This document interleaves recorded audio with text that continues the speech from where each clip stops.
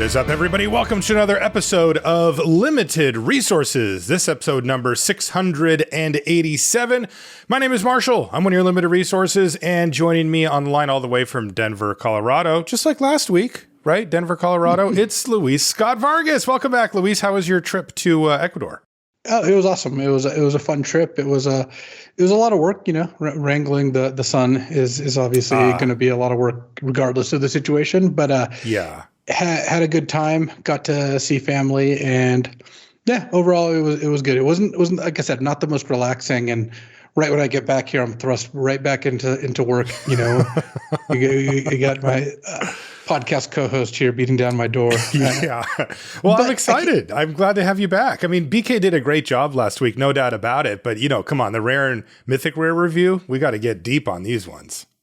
Yeah, and I actually did catch BK's podcast enough to agree. He did a good job. So all right. Well, I'm glad you're back, and we're going to cover every rare and mythic rare in Phyrexia. All will be one on the set review here today.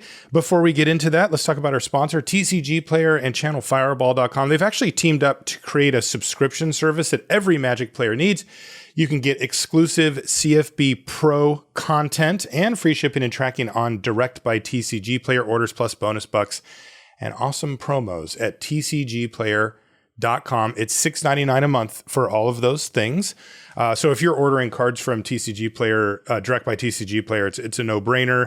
You know, if you're looking to improve your game, get access to CFB Pro, which includes your work as well, right, Luis? Even some of your limited stuff?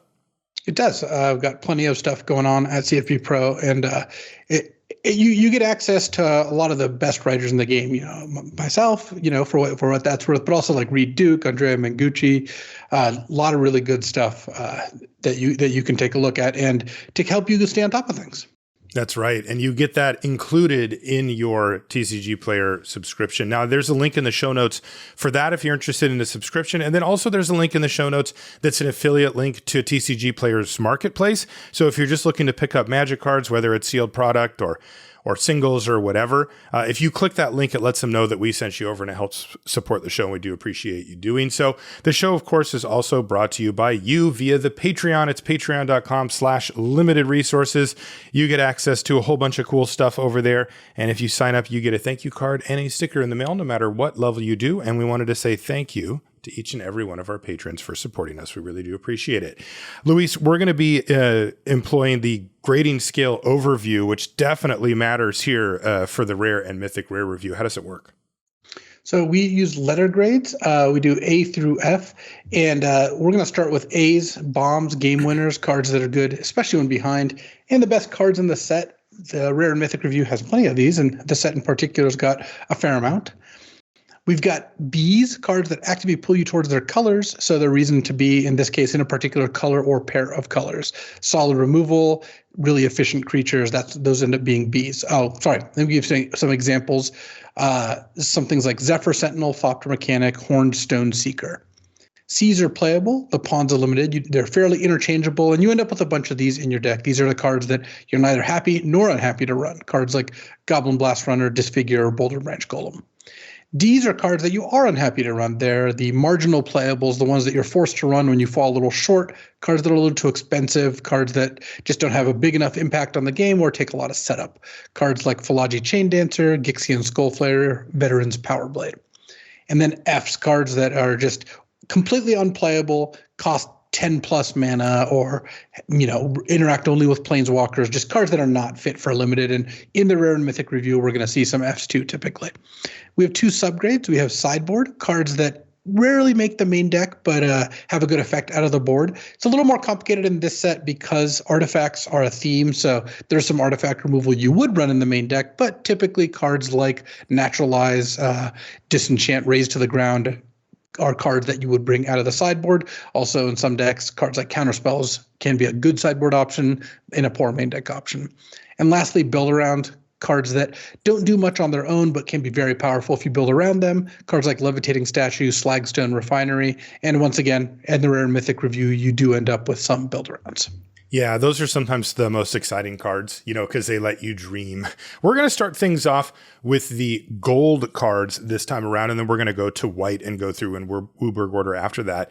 So with that said, our first card out is Malcator Purity Overseer. This is 1 white-blue for a 1/1 legendary Phyrexian Elephant Wizard at rare. And it says when it enters the battlefield, you get a 3/3 colorless Phyrexian Golem artifact creature token.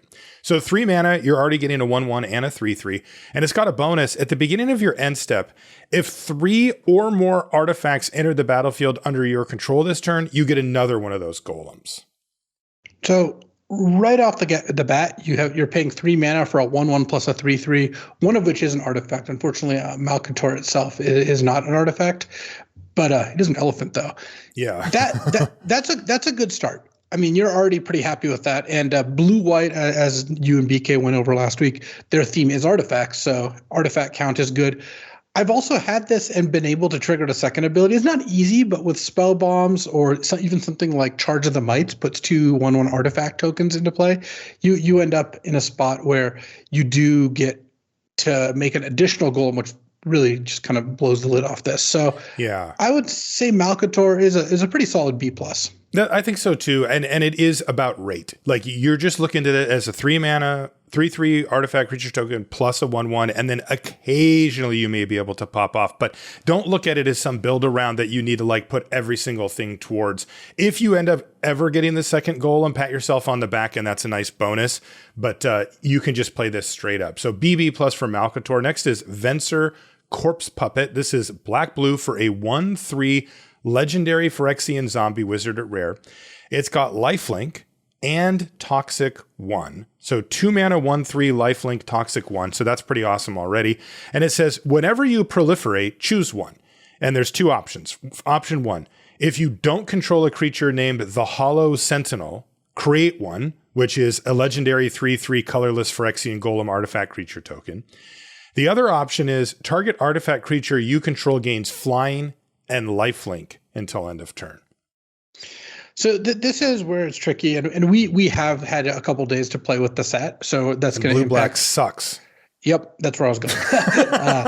I've actually drafted blue-black 4 times already because I opened Kaito or got past 2 of the Voidwing hybrids, the 2/1 uncommons.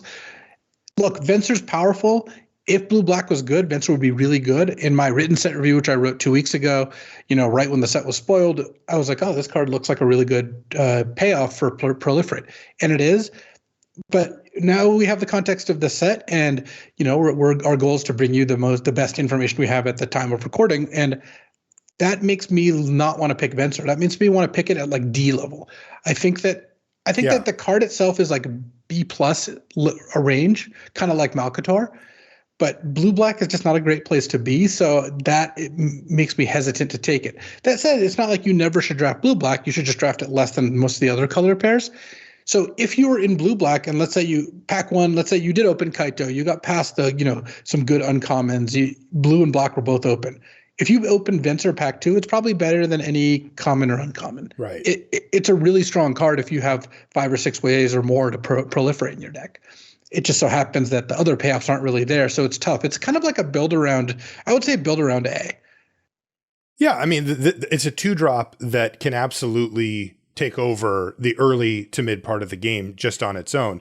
The question is, are you in blue-black? And what we're saying is you probably shouldn't be, but if you are, take Venser. It's tough. I like the way that you lay that out though, and I agree. If you're there, it's B+ A- range, and if you're just opening up a pack and you see some good common playables and you see Venser, you should probably consider it about a D. You just don't. You do not want to plant your flag into going into blue-black. So there you go. Next is Kaito Dancing Shadow, and this is the first of Planeswalkers today, and there are going to be many. And part of the reason for that is that there are rare and mythic rare also, but there are rare Planeswalkers in this set. Something that is increasingly annoying me after having done 10 or 12 drafts or whatever. We may need to talk about that. But at any rate, let's focus on Kaito, our first Planeswalker here. 2 blue-black for a 3 loyalty legendary Planeswalker Kaito, again at rare, and it has static ability. Whenever one or more creatures you control deal combat damage to a player, you may return one of them to its owner's hand. If you do, you may activate loyalty abilities of Kaito twice this turn rather than only once. Now, what are those loyalty abilities? +1.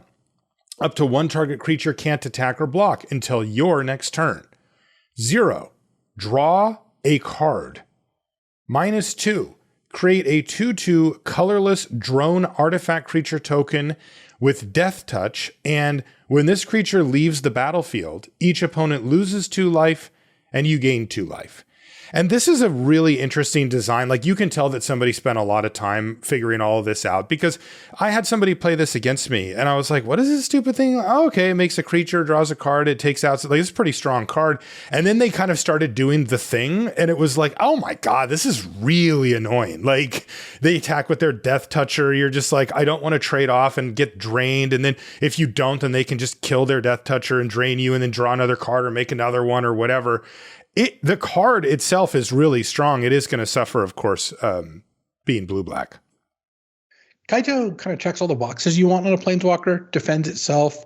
It has 2 different modes that create card advantage turn over turn. Like, if Kaito's just sitting in play, you're minimum drawing a card per turn if it's not getting attacked. And that static ability of getting to bounce your creatures, it means that what you can frequently do with Kaito is play Kaito, +1 on their blocker, attack, return your attacker, make a drone or draw a card. Yeah. And or if you're in a spot where you don't need to +1 there, you could draw a card and make a drone or something along those lines. Either way, Kaito is just a fantastic card and one that I think is worth picking highly. This one I would take very aggressively. Like, I would say Kaito's just an A. Like, I agree. Would you look to splash? Like, is there a? I mean, you still get to draft like normal, where it's not like I take Kaito and I'm like, I can't be in blue-black. I take Kaito, and if the next pack has a good blue or black card, I'm pretty happy just to take it. Okay. That said, between Prophetic Prism and Terramorphic Expanse, there are opportunities to splash, and you could keep an eye out for that. I have both played with and against some decks that are splashing off of those kinds of cards, and it seems like a reasonable plan. Yeah, I agree. Kaito gets an A. This is a reason to actually go into these colors and try to make it work. Next is Kethek Crucible Goliath. This is 2 black-red for a 4/4 legendary Phyrexian beast at rare. And it says, at the beginning of your end step, you may sacrifice another creature. If you do, reveal cards from the top of your library until you reveal a non-legendary creature card with lesser mana value. Put it on the battlefield, then put the rest on the bottom of your library in a random order. Wow. I can downgrade my creatures for free? Yeah, the ability here is only really going to come up when, A, you're desperate. You just like have to sack your 4 or 5 drop and hope to hit a flyer or something along those lines. Yeah. Or B, they put one of the like pacifism type effects. They've locked down your creature. It's a 4-mana 4/4. And as we've talked about, you kind of don't want to start out by taking gold cards that aggressively just because it locks you into 2 colors instead of 1. This isn't really a splashable card. That said, it's a B. 4-mana 4/4 with that ability that it can be upside. That's a fine place to be. Yeah, I guess. Would you look to try to pick up the uncommon threaten effect with it? Like, is that? Yeah, I mean, if that came together, I wouldn't mind it, but I don't think there's really a red-black sack deck. Okay. So the threaten kind of goes down as a result. All right. Next is Miglo's Maze Crusher. This is 1 green-red for a 4/4. Hey, you liked a 4-mana 4/4. How about a 3-mana 4/4? This is a legendary Phyrexian beast at rare. And it enters the battlefield with 5 oil counters on it. You can pay 1 mana and remove an oil counter from it to give it vigilance and menace until end of turn. You can pay 2 mana and remove 2 oil counters from it to get +2/+2 until end of turn. And you can pay 3 mana and remove 3 oil counters from it to destroy target artifact or enchantment. Yeah, Migos is fantastic and in the best color pair. Red-green, I think, at this point is looking like the best place to be, and this plays into those themes quite nicely. So Migos gets an A- for me. It's hugely efficient. Just 3-mana 4/4 already, right off the bat is great, and then it's got 3 good abilities. So no, really nothing to complain about here. Yeah, I like A- for Miglos. Next is our first mythic. It's Luca, Bound to Ruin, and this is a Planeswalker. And this one has, I never have liked this. I don't know why they keep going back to this, but it has completed. So you can pay 2 red green. You have to pay 2 red green, I should say. And then optionally, you can pay a red green hybrid Phyrexian mana. And if you do pay that extra, either the 2 life or the red or the extra green, then it enters with 5 loyalty. And if you decide to go cheap on it, then it comes in with 2 fewer loyalty. So you can basically get it down for 4 mana and 2 life for 3 loyalty, or 5 mana for 5 loyalty. It's got +1, add red and green. You get 1 of each mana. And you spend this mana only to cast creature spells or activate abilities of creatures. It's also got -1. You make a 3/3 green Phyrexian beast creature token with toxic 1. And then it also has -4, which interestingly you can do right away.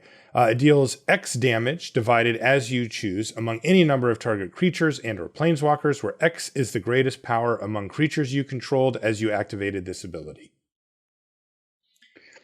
This card's awesome. Yeah, I mean, making a beast every turn is great. If you have even just a 4-power creature, sometimes you play this -4 it, kill 2 of their creatures, and now you have a 1 loyalty planeswalker that you could either tick up or just cash in for a beast. You're not going to want to play this completed all that often, but if the board is cleared on turn 4 or at least stable, you can just play this for 3 loyalty, make a beast, and then +1 and cast something big.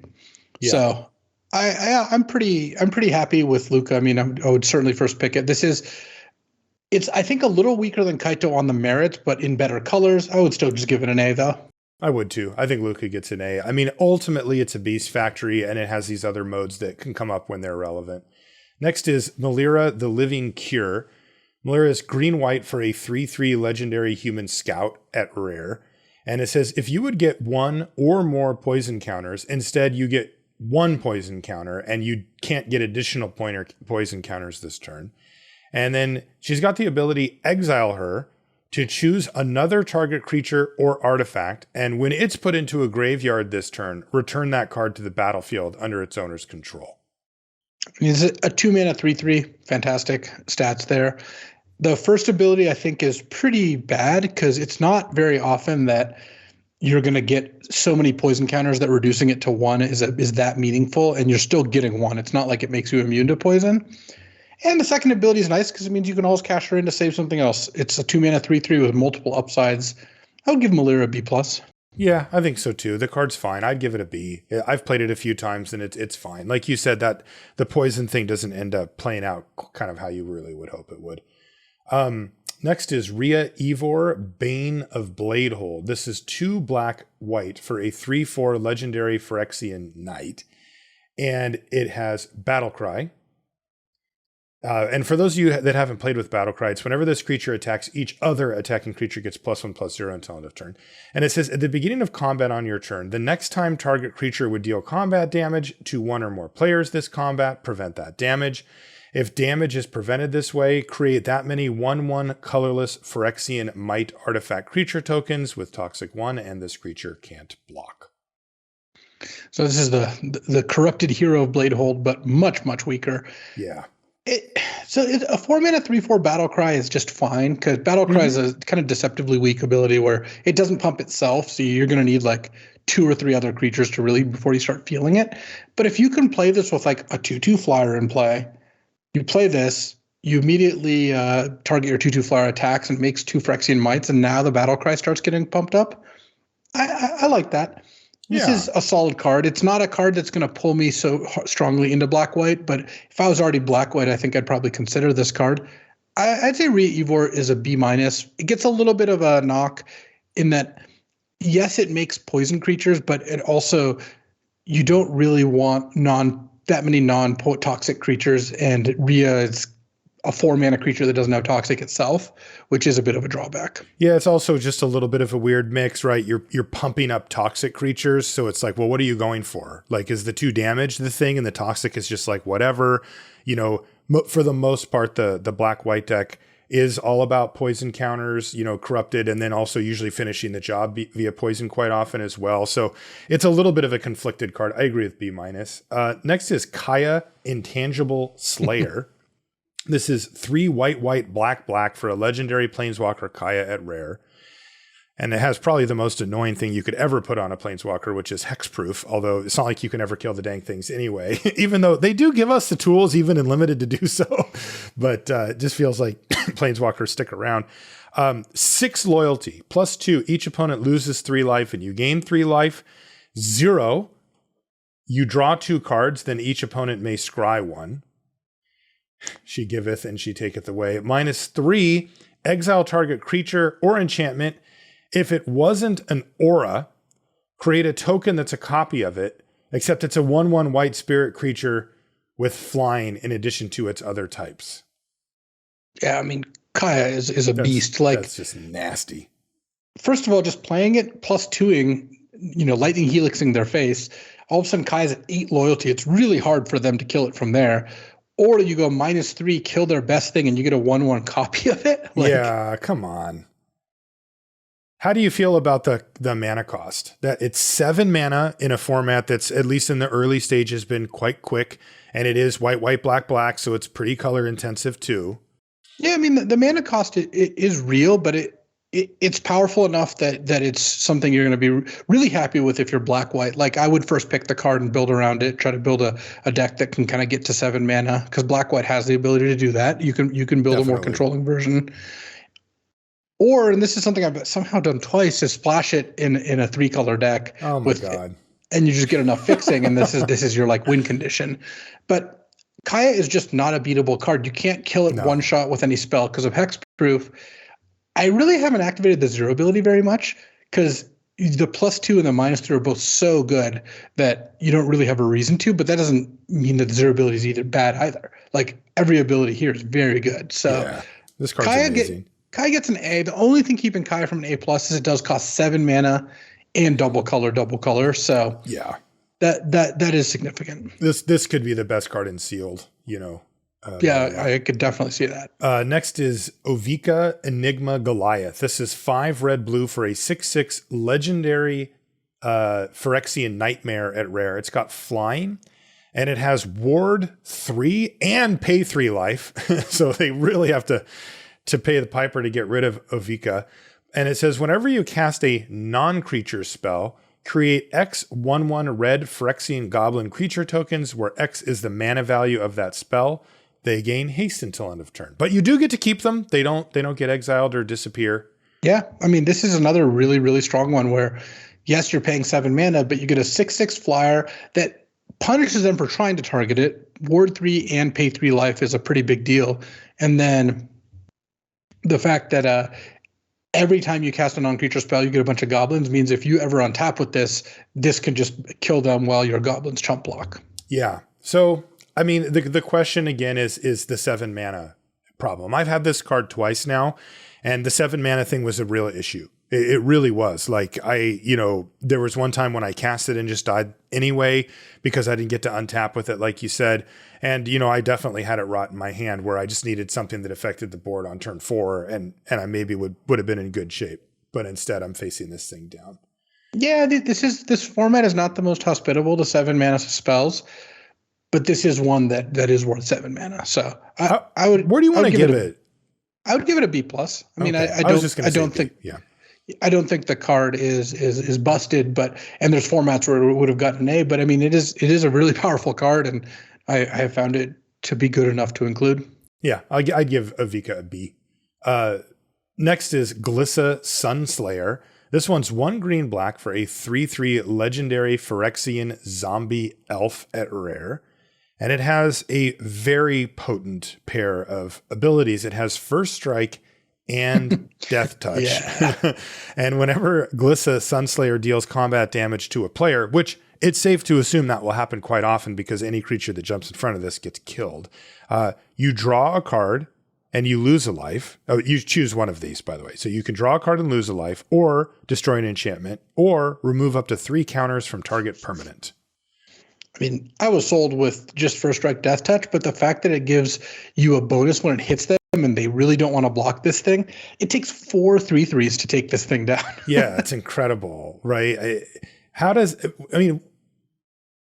You effectively have to have a removal spell for it or be willing to chump block, because if they start hitting you and just drawing two cards a turn, yeah, the one life matters to a point, but this thing's a 3-drop.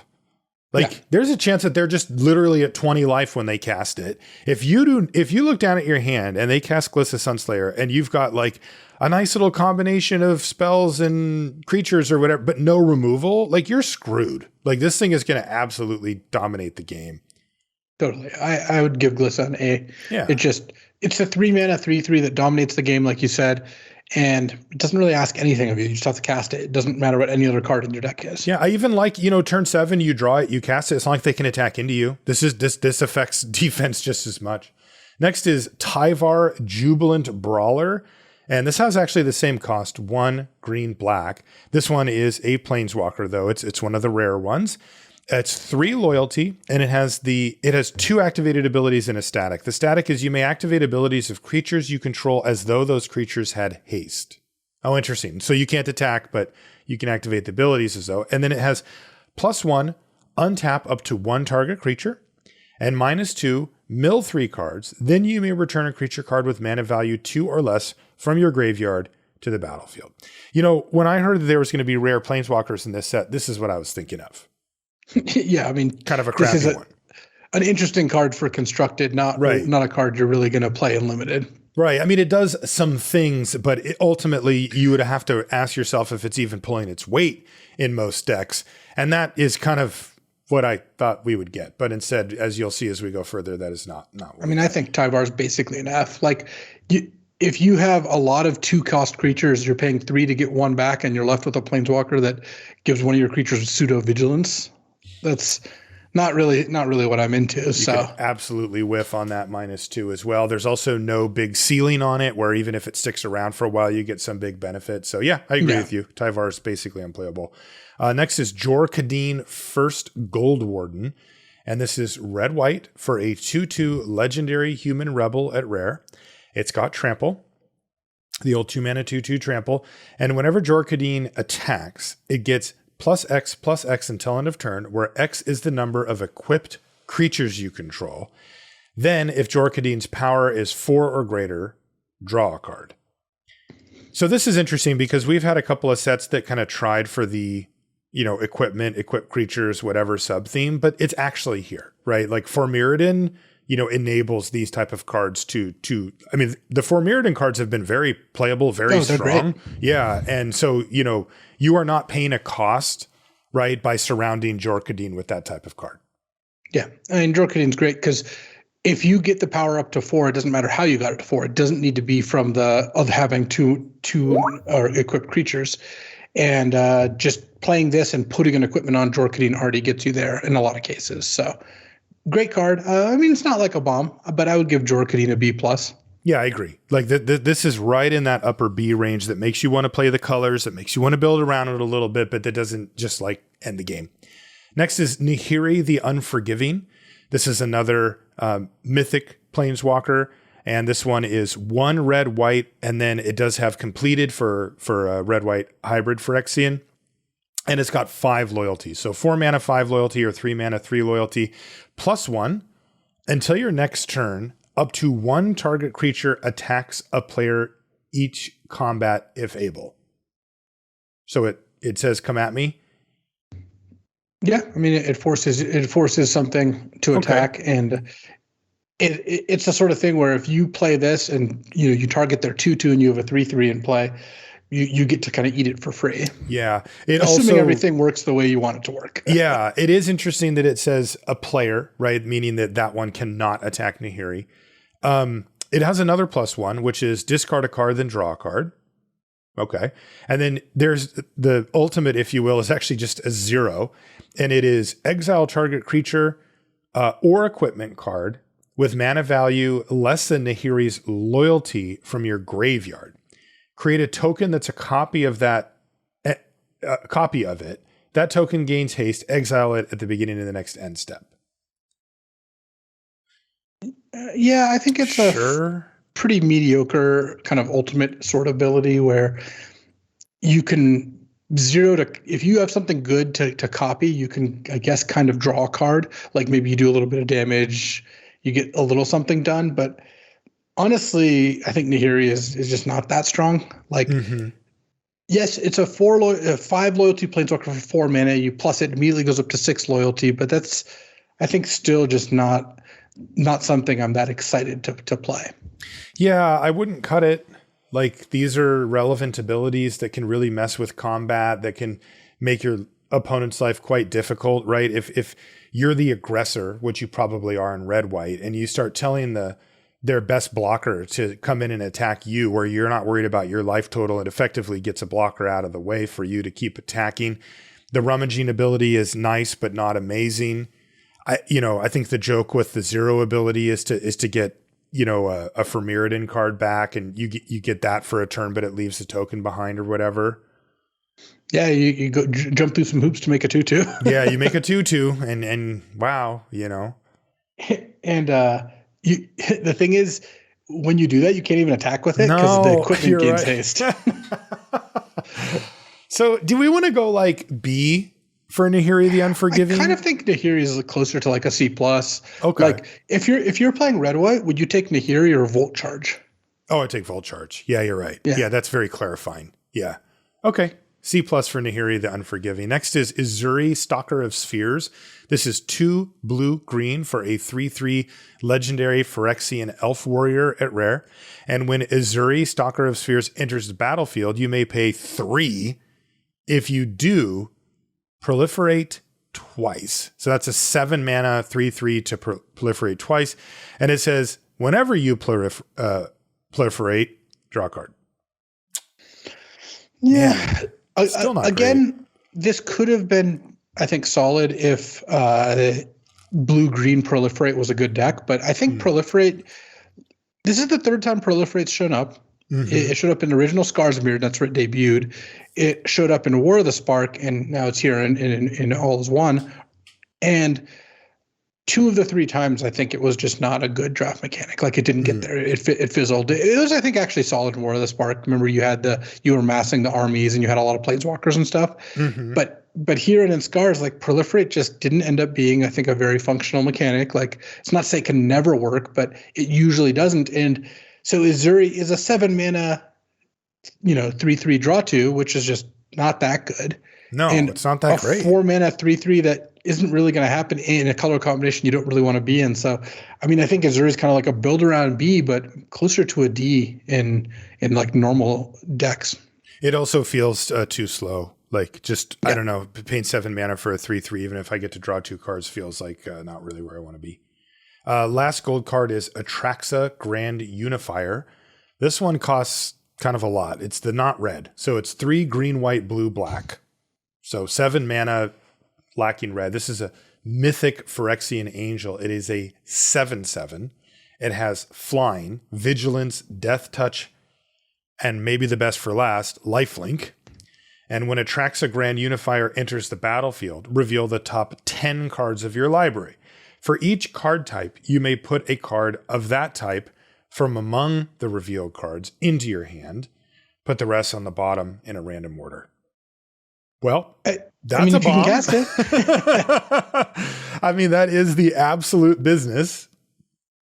Yeah, I mean, basically, this once again comes down to, can you add 7 mana and 4 different types of mana to your mana pool? Most decks, no, but I would say it's a build around A, where if you can build a deck that can cast this card is an absurd card. It's a 7 mana 7/7 that immediately with lifelink kind of stabilizes the board, and then it has vigilance and flying, not to mention, kind of irrelevant death touch. I think that's just because it has black in its mana cost. Like, yeah, it's a 1 ability from each one or whatever. Well, the question then is, which is the green? Is it vigilance and then lifelink goes to white? Okay, yeah. Anyway, go on. But and it even draws you a couple cards when it comes into play. So yeah, I think that Atraxa is a strong card if you can cast it. But obviously that's not going to be the easiest thing in the world to do. Yeah. I mean, I would give the card an A if your deck can reliably cast it. When it comes to actually picking it in a draft, I don't Do you first pick it and then just try to build your mana around it? Because you're not going to pick it up third pack and be like, oh, well, I'll just veer over into 2 extra colors I didn't think I was playing. I don't think it would be crazy to be in like, if you were in like a green black deck, like maybe on the slightly more rampy controlling side, and you had a Prophetic Prism or 2 to say Atraxa and be like, oh, okay, maybe I can get this to work. You're really not going to do it very often. Like, look, if I'm at the Pro Tour, next week and I open Atraxa, like I'm not even going to consider taking it. Right. I was going to say, you said, well, you're not going to do that very often. And I was thinking, well, I'm going to do that literally every chance I get. Yes. I'm not playing at the Pro Tour, so I don't have to worry about it. Yeah. So I guess build around A is where I would end up. Like you have to like commit to not only staying alive, but also being able to have the mana. Right. So, okay. That's our last multicolored card, which will move us to white, where our first card is Skrelv, Defector Might. This is white for a legendary artifact creature, Phyrexian Might. It's rare. It's a 1/1. It has Toxic 1, and it can't block. So it shares the Might abilities with all of those tokens. But you can pay a Phyrexian White. So again, that's either 2 life or a white mana. Tap it and choose a color. Another target creature you control gains Toxic 1 and Hexproof from that color until end of turn. It can't be blocked by creatures of that color this turn. So basically, this is protection, except you can't use it to block. You can't block their creature, then give your creature protection. But it's a good aggressive ability or a way to save your creatures, because the hexproof does work at any point. And it doesn't have the protection, like it won't make things fall off of it. No, nothing like that. So if you're an aggressive deck, I think Skrelv is fine. Like it's pretty dangerous. I've had my opponent play this like turn 6 or 7, where obviously you want to play this early, but they play it turn 6 or 7, and I only have green creatures in play.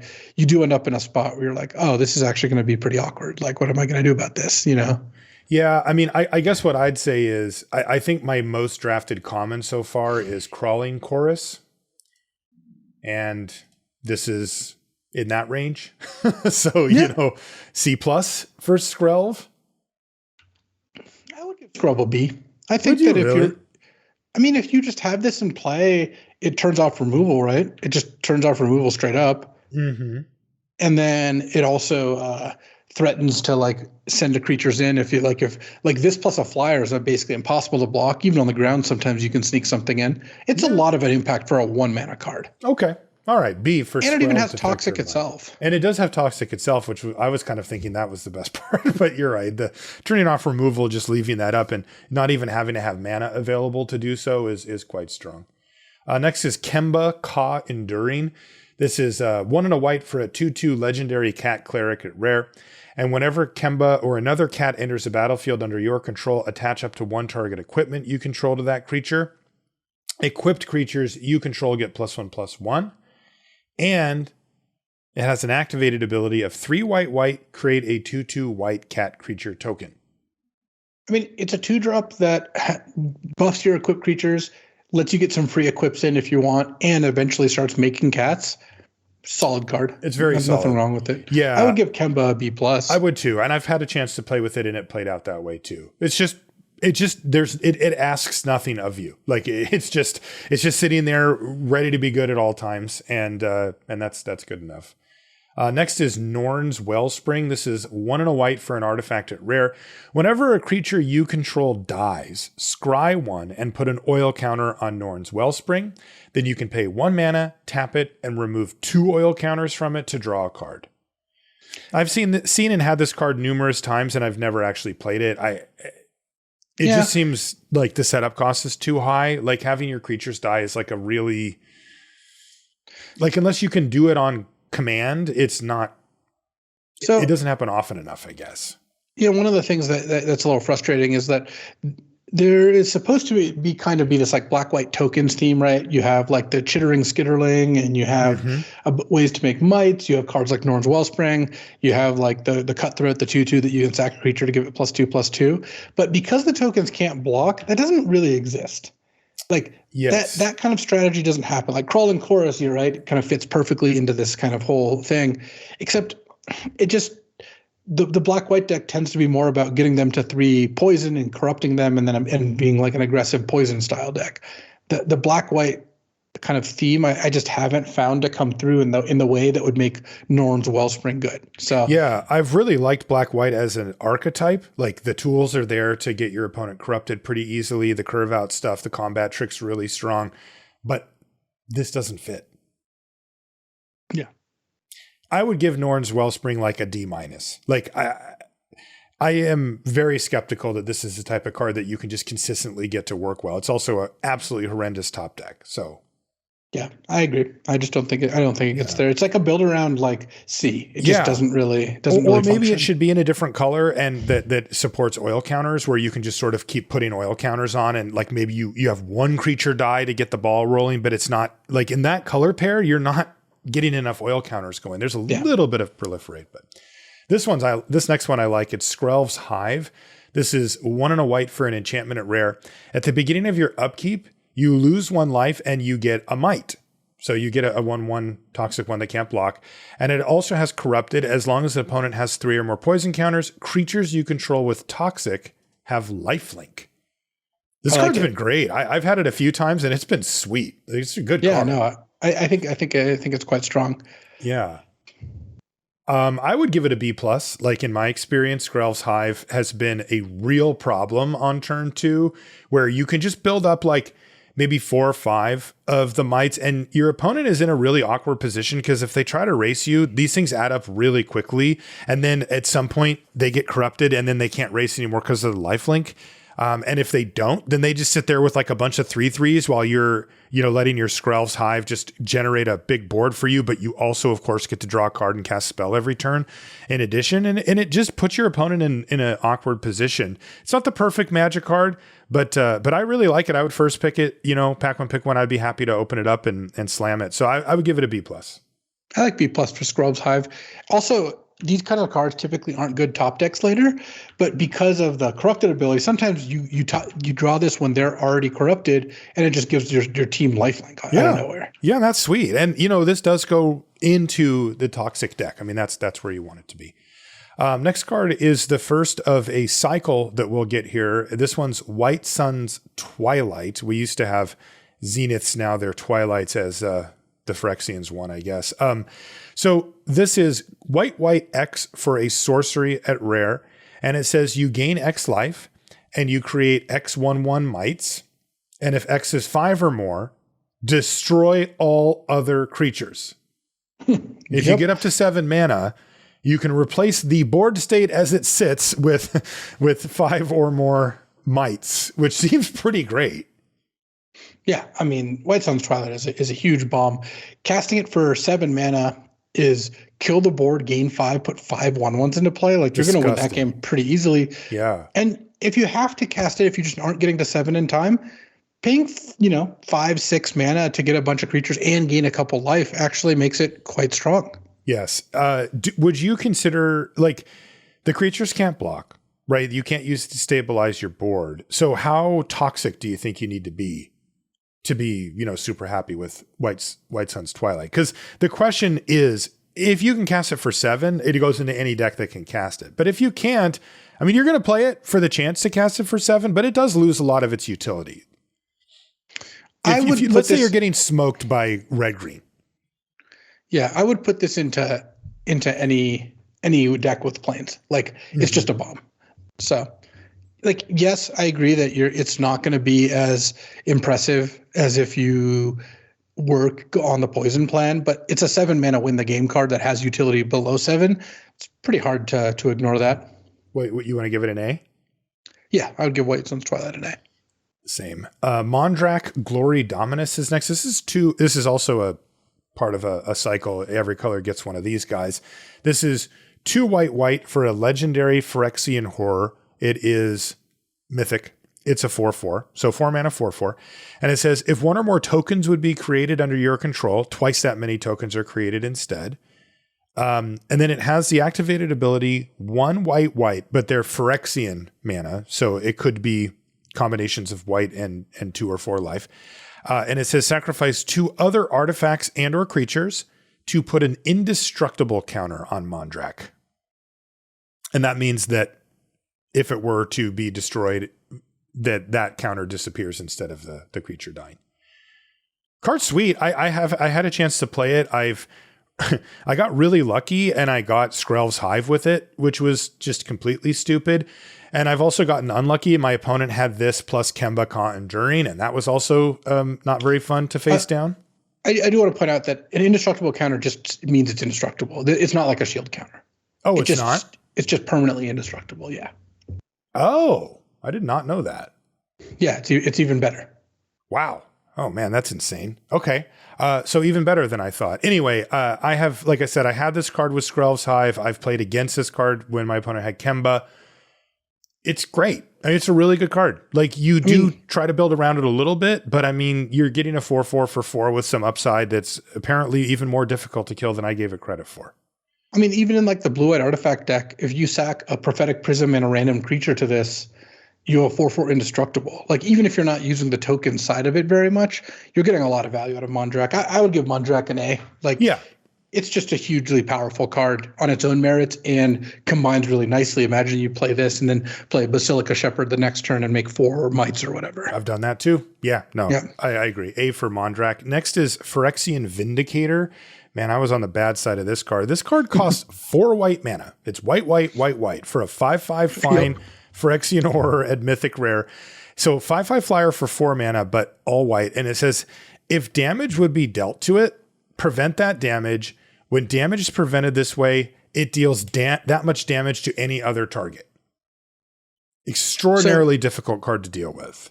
And an extraordinarily difficult card to cast. I mean, that's the whole joke with Vindicator here is, how do you end up playing this? A good way to think about this is, if you just put this in a random white X deck that has half plains and half islands, say, or whatever the other color is, this is kind of like it costs 8 mana. You're going to need about, 8 lands in play before you're going to draw 4 of each. Now, of course, when you have Phyrexian Vindicator in your deck, you're not forced to put 8 plains in your deck. In fact, that's not a good idea at all. But that should give you a bit of a comparison point as to where this is at. If you can build like an 11 plains, 6 swamps deck, and then end up where Vindicator is more of like a turn 6 or 7 play, that's still, I think, worth trying to do. And you can even prioritize things like Terramorphic Expanse or Prophetic Prism such that you can actually cast this on time. Because, I mean, when this is in play, it's an incredible beating. It really is. It narrows down the type of removal that can deal with it to only a few cards in the set.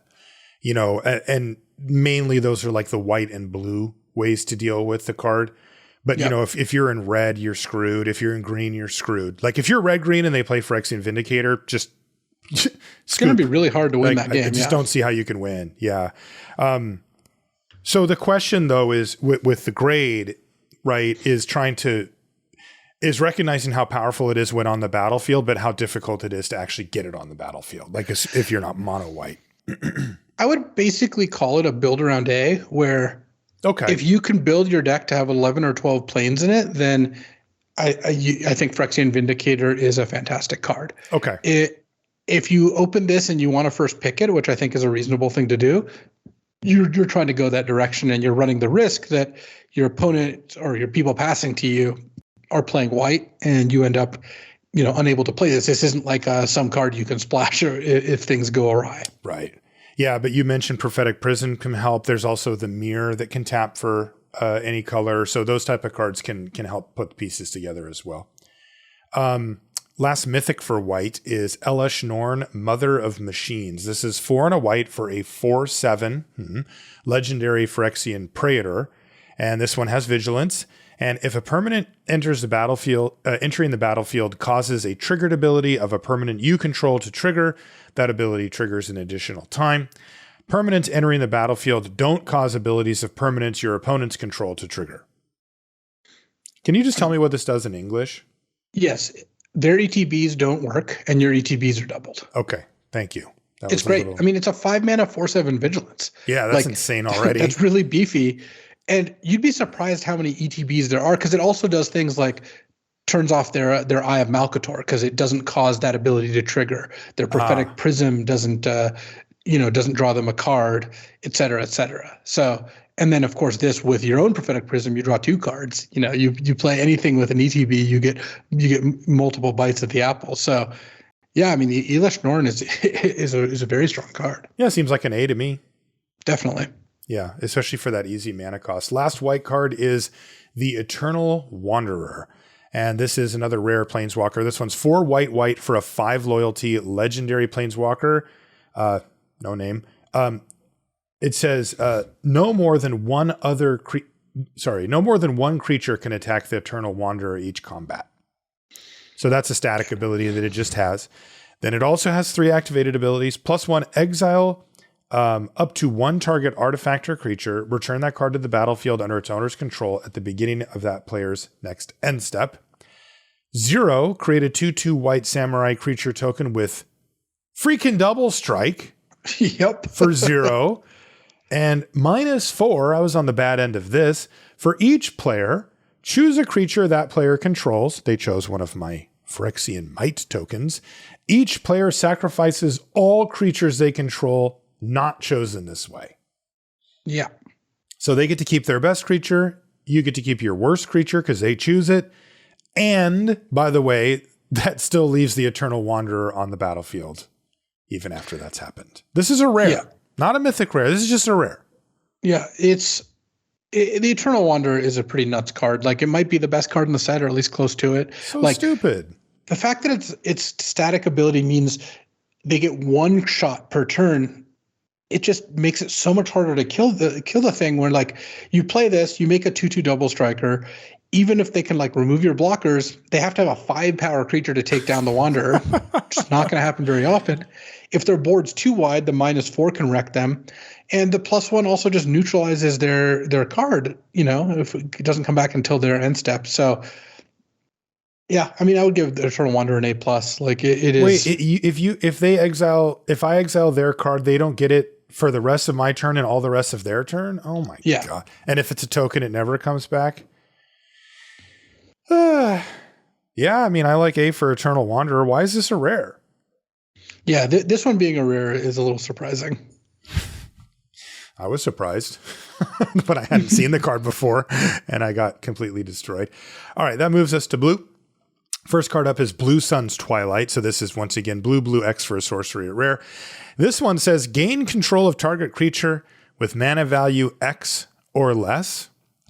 If X is 5 or more, create a token that's a copy of that creature. I know. Just completely absurd. Come on. They needed to make mind control better? Yeah, I mean, if you cast it for less than 7 mana, then it's a mind control, which is still really good. And if you cast it for 7, you just get 2 of them. Come on. Including theirs? Yeah. Like, come on. I like A for Blue Sun's Twilight. Yes, It is a little bit mana intensive, but the amount of board swinging effect it has easily justifies it. What do you think? Yeah, I like A for Blue. I like A for Blue Sun's Twilight. I don't think I would give it an A+ because it does need to be. It's a little on the expensive side, but it is very, very good. Mercurial Spelldancer is next. This is 1 and a blue for a 2/1 Phyrexian Rogue at rare, and it can't be blocked. So you get a 2/1 unblockable for 2 mana. And whenever you cast a non-creature spell, you put an oil counter on it. And whenever it deals combat damage to a player, you may remove 2 oil counters from it. If you do, when you cast your next instant or sorcery spell this turn, you copy that spell and you can choose new targets for the copy. Yeah, I mean, I'm pretty happy with a 2/1 unblockable to start with. Or just for 2 mana, that's really good. And then it gets counters pretty quickly. And if you just have a spell in your hand, it doubles up. I think Mercurial Spelldancer is a B+. It's just a really solid little aggressive card that provides card advantage while it's going. Yeah, I mean, you had me at 2/1 unblockable, and then it does extra stuff. B+ for Mercurial Spelldancer. Next is Blade of Shared Souls. This is 2 and a blue for an equipment at rare. It's got for Mirrodin, so you get a 2/2 red rebel when it ETBs and this thing attaches to it. The equip cost is 2. What does it do? When Blade of Shared Souls becomes attached to a creature, for as long as it remains attached to it, you may have that creature become a copy of another target creature you control. I tried it out, Luis. I took one for the team. It's a bit of a win more card. Like if you have something good in play, then you end up, being pretty happy that you get to use that. But if you don't have something good in play, it's just not that impressive. Right. And that, then you're paying 3 mana for a 2/2 that maybe could get upgraded later to something else. Overall, I'm not impressed by Blade of Shared Souls. I would give it a D. I do not recommend playing it. Yeah. I think it's maybe a little bit better than that, but not a whole lot. Next is Ichor Moon Gauntlet. This is 2 and a blue for an artifact at Mythic Rare. And it says, Planeswalkers you control have 0, like pay 0 loyalty, proliferate, and -12 take an extra turn after this one. And then it also says, whenever you cast a non-creature spell, choose a counter on target permanent, put an additional counter of that kind on that permanent. It's just an F, right? Yeah, I would say it's an F. Like the second ability does have some merit, right? Where you're like, okay, I'm going to try to use this to basically, amp up my oil counters whenever I play a non-creature spell. But I just haven't seen that be a very effective strategy. So yeah, there's a world where this is some kind of build around like D, but I just give Ichor Moon Gauntlet an F and just keep going. I would almost guarantee that at some point in design that this thing said whenever you cast a non-creature spell, proliferate, and they were like, that's too good, so you can only proliferate one thing, right? Like, because this is a weirdly neutered proliferate. It also can't poison them to death, right? This next one is Unctus Grand Metatect, and this card's pretty good actually. It's 1 blue for a 2/4 legendary artifact creature. It's a Phyrexian Vidalkin. It's just a regular rare. It says other blue creatures you control have, whenever this creature becomes tapped, draw a card, then discard a card.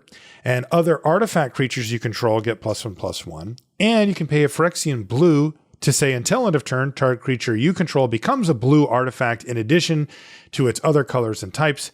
Activate only as a sorcery.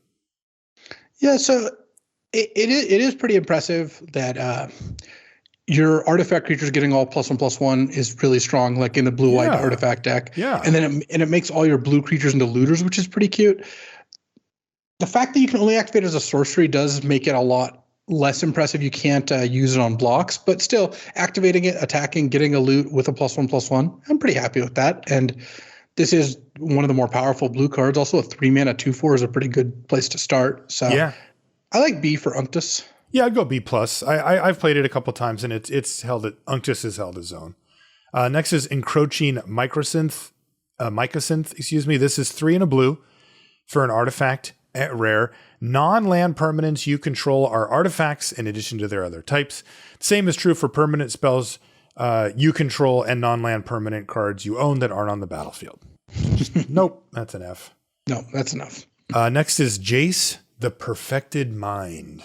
This is 2 blue and a Phyrexian blue. So it has completed. It's a legendary Planeswalker Jace at Mythic Rare. It has 5 loyalty or 3.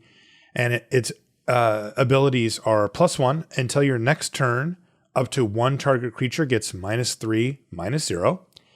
You can -2 it to have target player mill 3 cards. Then if a graveyard has 20 or more cards in it, you draw 3 cards. Otherwise, you draw a card.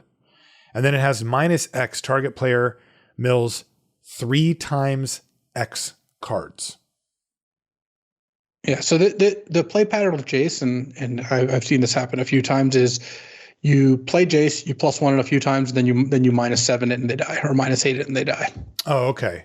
Just like that. Because just like that. They're really that close and limited already. Yeah, that makes sense.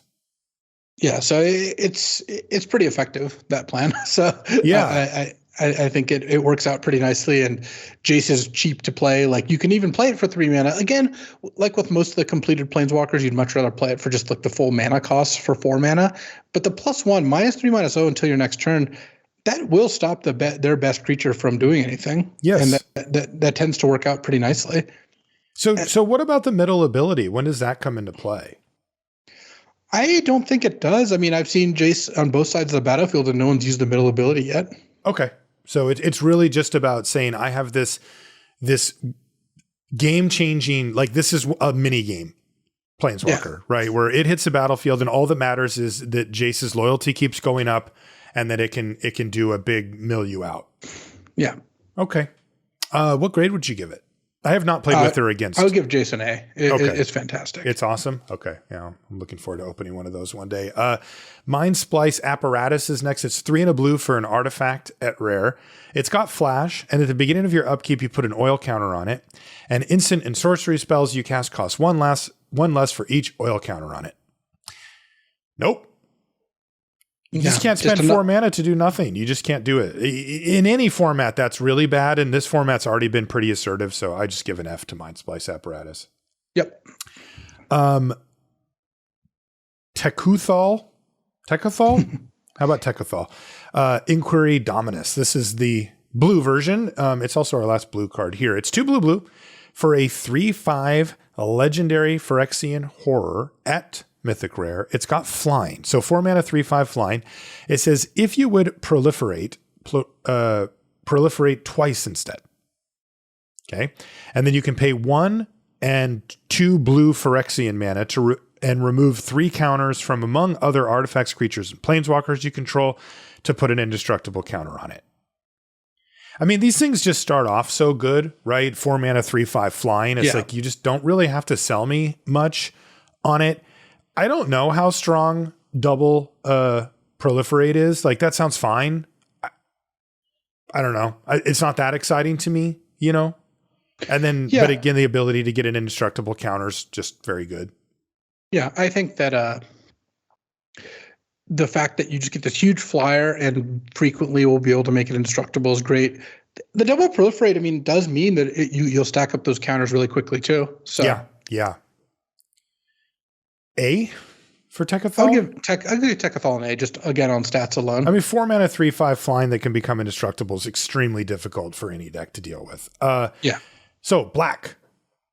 First card up is Black Sun's Twilight, and this is black X for an instant. So this one's a little different, and it's rare. It says up to 1 target creature gets -X until end of turn. If X is 5 or more, return a creature card with mana value X or less from your graveyard to the battlefield tapped. Good God. I mean, these cards I've been on the bad end of this card twice and just it completely swung the game. I lost handily after my opponent resolved this. Oh yeah, Black Sun's Twilight is a huge bomb and really not. You're going to have no complaints when you put this card in your deck. It's basically for 6 mana, you get your best creature and you kill their best creature. So it's like a huge flame tongue. Yes, is effectively what it is. And it's an instant as well, which is a big deal for these type of effects. It also is -X, so it gets around some types of indestructible, as we talked about, and a few other things. So yeah, I actually like A+ for Black Sun's Twilight. Like I just cannot imagine a scenario where this isn't one of the best cards in your deck or the best card in your deck. Yeah, I would give it an A still, but I mean, it's absurd. I mean, it's a 2-for-1 that's flexible. Like it's good on turn 2. It's good on turn 5, 6, whatever. Vron Executioner Thane is 1 and a black for a 2/2 legendary Phyrexian vampire. This one's rare. And it says whenever 1 or more creatures you control die, each opponent loses 2 life and you gain 2 life. Its ability triggers once a turn. I mean, it's exactly what you want in any sort of aggressive deck with a lot of creatures. It's not a bomb, but making your first creature who dies drain 2 every turn is your opponent's going to have to get this off the board. Yes. Or they're going to lose. Yes. And it is only a 2 mana 2/2, so you can get it off the board. But I mean, any card that forces your opponent to do something like that is already like a B at the least. And I would say Vron's right in that range, maybe a B+ for Vron. Yeah, I like B+ for Vron. Geth Thane of Contracts. What is a Thane? I think it's Did like they make that up or? No, it's a real word. It's like some kind of I think of like a Viking or Norse leader. So Thane might just mean leader, or at least that's what they're taking it to mean. Okay. Geth, I'm in charge of contracts, is 1 black for a 3/4 legendary Phyrexian zombie at rare. It says, now this is a tough pill to swallow. It says other creatures you control get -1/-1. Yeah. Like you're going to have to really convince me, beyond that. It has an activated ability. 1 black, tap it, return target creature card from your graveyard to the battlefield. It gains, if this creature would leave the battlefield, exile it instead of putting it anywhere else. And this is only a sorcery speed ability. Boy. I just don't think you can build a deck where giving the rest of your creatures -1/-1 works out. I don't think so either. Even if you get to buy them back, they're still shrunk. I tried it and it sucked. Every time I had it in my hand, I'm like, I don't want to cast this. Like, I'm way too far behind to actually cast this card. Yeah. I think it's just terrible. I think it's an F. Yeah, I think so too. Maybe there's a build around. It's possible that there's some kind of deck where the -1/-1 isn't that bad and you have a bunch of good ETB creatures, like a creature light deck, but then the ability is not even as good as it could be. I don't know. I'm not really buying Geth here. I'm not either. I'm just going to go F on Geth. Next is Karumonix, the Rat King. This is same mana cost, 1 black for a 3/3 legendary Phyrexian rat. That's probably the most terrifying, like a plague infested Phyrexian rat. It's rare. It's got, you guess it, Toxic 1. And it says other rats you control have Toxic 1. And when Karumonix enters the battlefield, look at the top 5 cards of your library. You may reveal any number of rat cards from among them and put the revealed ones in your hand, then put the rest on the bottom in a random order. So let's just take let's just say your deck has no other rats in it. You're paying 3 mana for a 3/3 Toxic 1. That's not that impressive. Sure, fine, right? If you have 1 rat. So you're looking at the top 5 cards. Yeah. I mean, not really. You're getting like a 1 in 6 chance or whatever of drawing another rat. Do we have the true mythic rare here of a C? Like, is Karumonix a C? Yeah, this looks kind of like a C, honestly. It doesn't happen very often on the rare set review, but Karumonix, congratulations, you got a C. Next is a throwback. It's Phyrexian Arena, 1 black for an enchantment at rare. At the beginning of your upkeep, you draw a card and lose a life. That is, generally speaking, a trade-off that you're willing to make. Yeah, this isn't a fast enough format that I don't think this is the most hospitable to something like Phyrexian Arena. I'm not that impressed with Arena. I just don't think that there's that many games where you're in a position to like have three mana, 2 of which is black, be able to skip a turn to play Arena and have the life total to sign up for that. Because compare this to, 4 mana, draw 3, feed the infection, 4 mana, draw 3, lose 3. This is, in order to get value out of this, you're going to want to draw 3 or 4 cards, but you're also priced in where like this will draw you 7 cards and you'll lose 7 life if the game goes on. Yes. You don't get to get off the ride. No, you don't. Yeah, I'm not that impressed with Phyrexian Arena. I think that most of the time you're just not going to be able to use it. Would you put it in the D range? I think so. And I think there's some matchups where maybe this is great. Yes. Maybe if your opponent's playing a slower deck, then yeah, Phyrexian Arena can really be devastating. Imagine, you're sitting there on your black-white Kaya control deck and you have a bunch of removal in hand and your opponent plays an Arena. You're like, oh, wow, that's going to be tough. But most of the time, that's just not going to be how things play out. Yeah. Anytime that there's a decent chance that your opponent is kind of rooting for you to do this, kind of speaks to the quality. I would say D+ for Phyrexian Arena. It will still see the battlefield, and this also might be affected by blue-black not being very good. Archfiend of the Dross is next. It's 2 black for a 6/6 flying Phyrexian demon at rare. And when it enters a battlefield with 4 oil counters. At the beginning of your upkeep, remove an oil counter from it. Then, if it has no oil counters on it, you lose the game. You don't lose the Archfiend, you lose the entire game. Whenever a creature an opponent controls dies, its controller loses 2 life. That is a very, very powerful Magic card. Like, the question is, can you win the game before the clock ticks down? And the answer is probably, right? Yeah, like, what are they supposed to do? I would say you're going to be able to, especially with the lose 2 life part. It makes it so like chump blocking this is just not even possible. Yeah. And then, of course, we have to remember that you could proliferate, to get more counters on it. You could also sacrifice this. kill it. Yes. Even if you have to, you could, I'm going to use my removal spell on it. Like if you, if it means losing the game, but it does feel like if it's turn 4 and you play Archfiend, it's like, the only thing you really don't want to see is like, what is it called? Mesmerizing Dose or something like that. The 1 in a white pacifism. Like those type of cards are like, oh God. Right. But beyond that, like if they use a real removal spell to kill it, then you just shrug and move on. And if they don't, it kind of feels like you're just going to win. Yeah. I think Archfiend of the Dross is an A. Like, I just think you're going to win the game very likely when this thing happens. And you're going to be able to build around enough to be able to not lose to it. Yeah, I think so. Okay. Next is Phyrexian Obliterator. Black, black for a 5/5 Phyrexian horror at Mythic Rare. It has trample, and whenever a source deals damage to Phyrexian Obliterator, that source's controller sacrifices that many permanents. It is back, baby. This card came out in new Phyrexia, and it's clearly powerful. It's a very difficult card to deal with, and it's very difficult to get it on the battlefield. It literally costs 4 black mana.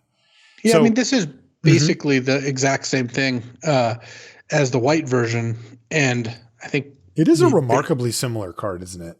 Yeah. So I think that all the stuff we said, same stuff applies. Where if you can build a mana base to cast it, then you'll be happy playing it. But it's kind of hard to do that. Yeah. So same exact stuff that we said about the other card applies to this one. Grade wise, I mean, it's an A if you can cast it. Build around A. Yeah, build around A. All right. Next is Drivnod Carnage Dominus. This is 3 black for an 8/3. Have you ever seen an 8/3 before? Has there ever been an 8/3? I don't think I've ever seen an 8/3. Yargle's a 9/3. So, and Ayumi, the Visitor or whatever, is like a 7/3. Yeah, I think 8/3 might be unique. All right. Drivnod, welcome to the team. Legendary Phyrexian Horror. This is a Mythic Rare. It says, if a creature dying causes triggered ability of a permanent you control to trigger, that ability triggers an additional time. So instead of the ETBs, this is where if one dies, you get it doubled up. And then you can pay black, although they're both Phyrexian mana, and exile 3 creature cards from your graveyard to put an indestructible counter on it. Note that it's also no actual mana, just Phyrexian. So this can be indestructible immediately. So if you kind of reliably have 3 creatures in your graveyard, an 8/3 indestructible. This card's fantastic. Yeah. It also stuff like Necrosquito triggers twice. Like anything that sees a creature dying also double triggers. Oh, okay. So it works out really nicely for you. I would give Drivnod a B. Like, it's expensive, but if you had a creature heavy enough deck, I actually could see this being closer to an A, I suppose. Yeah, man, I really want to cast it after I get the 3 creatures in the yard, right? That is such a game changer, because otherwise you cast it and they use like Bolt or Volt or whatever it's called, and then they just kill it and you're like, oh, never mind. But you're going to get 3 creatures at some point into your yard. So I would kind of hold on to it until I could, have that around. Yeah, I like B for Drivnod, an 8/3. Next and last for black is Vraska Betrayal's Sting. This is a Mythic Rare Vraska. So its casting cost is 4 black and then a Phyrexian black. So this has completed 6 loyalty at full price. And that's for the full 6 mana. 3 abilities. 0, you draw a card and lose a life. Proliferate. That counts itself. Yep. It's basically like a +1. Effectively a +1. Okay. And then -2, target creature becomes a treasure artifact with tap, sacrifice artifact, add 1 mana of any color, and loses all other card types and abilities. So it's basically like they made the old Vraska's ability, except they cleaned it up a little and just made you transform into a treasure. Yeah. The turned into stone, but I guess you turned into gold here. And then Vraska does have an ultimate, and it's a big one. It's -9. If target player has fewer than 9 poison counters, they get a number of poison counters equal to the difference. Yeah, so it's basically like, they go up to 9 poison. Yeah, and then if you can 0 next turn, the game's over. If you have any other way to proliferate or get a toxic creature in, the game's over. But really, I mean, you know, if you play this on 5 at 4 loyalty and just start zeroing it and, you know, effectively plus 1ing it, I mean, you're at 5 loyalty and you're up a card. You're kind of off to the races if you have any type of defense set up at all, right? Yeah, and the -2 can help do that as well. Right. This is a little clunkier than most of the Planeswalkers we've seen so far. Agreed, which is weird because this is a Mythic.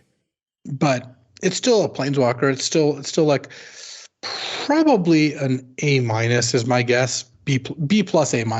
You wouldn't give it an A? Well, like you pay 6 mana and turn their best card into a treasure and just say go? And you have a 4 loyalty Planeswalker in play? Yeah. I mean, I guess that's something. And then you just start drawing a bunch of cards, and if they ever cast anything good, you're like, you could use a treasure, my friend. I would give it an A. All right. I could see A for Vraska. All right, that moves us to red, which is first card is Vindictive Flamestoker. And this is red for a 1/2 Phyrexian Wizard at rare. Whenever you cast a non-creature spell, put an oil counter on it. And then it has a crazy ability. You can pay 6 in a red and sacrifice it to discard your hand, then draw 4 cards. But it's 7 mana, but the ability costs 1 less to activate for each oil counter on it. That's pretty cool. I mean, it doesn't do much else, right? It's just a 1/2 for red, so it just kind of maybe pokes in for a damage and then sits there for a while. But boy, that's a nice goal, right? Empty out your hand, just, you know, kill some things, cast a couple of non-creature spells, and then for 5 or 4 or whatever mana, get rid of this thing and reload, you know, with 4 new cards. I mean, that's a way to power yourself through to the late game. The question is it worth it? Because, you know, this card doesn't really do anything until that point. If you want to make it cheaper, it does need to be on the battlefield. Like, it's a difficult card to try to sandbag. And ultimately, if your opponent sees the writing on the wall, well, they can point a removal spell at the Vindictive Flamestoker. It's only got 2 toughness. Yeah, I still think that the Flamestoker is pretty good. I mean, it's a draw 4. Granted, Yeah. it doesn't turn on until your hand is near empty because you do have to discard your hand. But it's a draw 4 that sometimes only costs 3-4 mana to use, even at 5 mana. By the time your hand's empty, the fact that it costs 5 or 6 mana is not that big of a deal. Mm-hmm. And it's a 1-drop, so you can just play it early and start stacking oil counters. Like, yeah, your opponent can kill it, but they killed a 1-mana card. You didn't really invest much in it. So yeah, I like Vindictive Flamestoker a lot. I think it's quite good. I would give it a B+. Okay, I'll go B for the Flamestoker, but yeah, that's solid.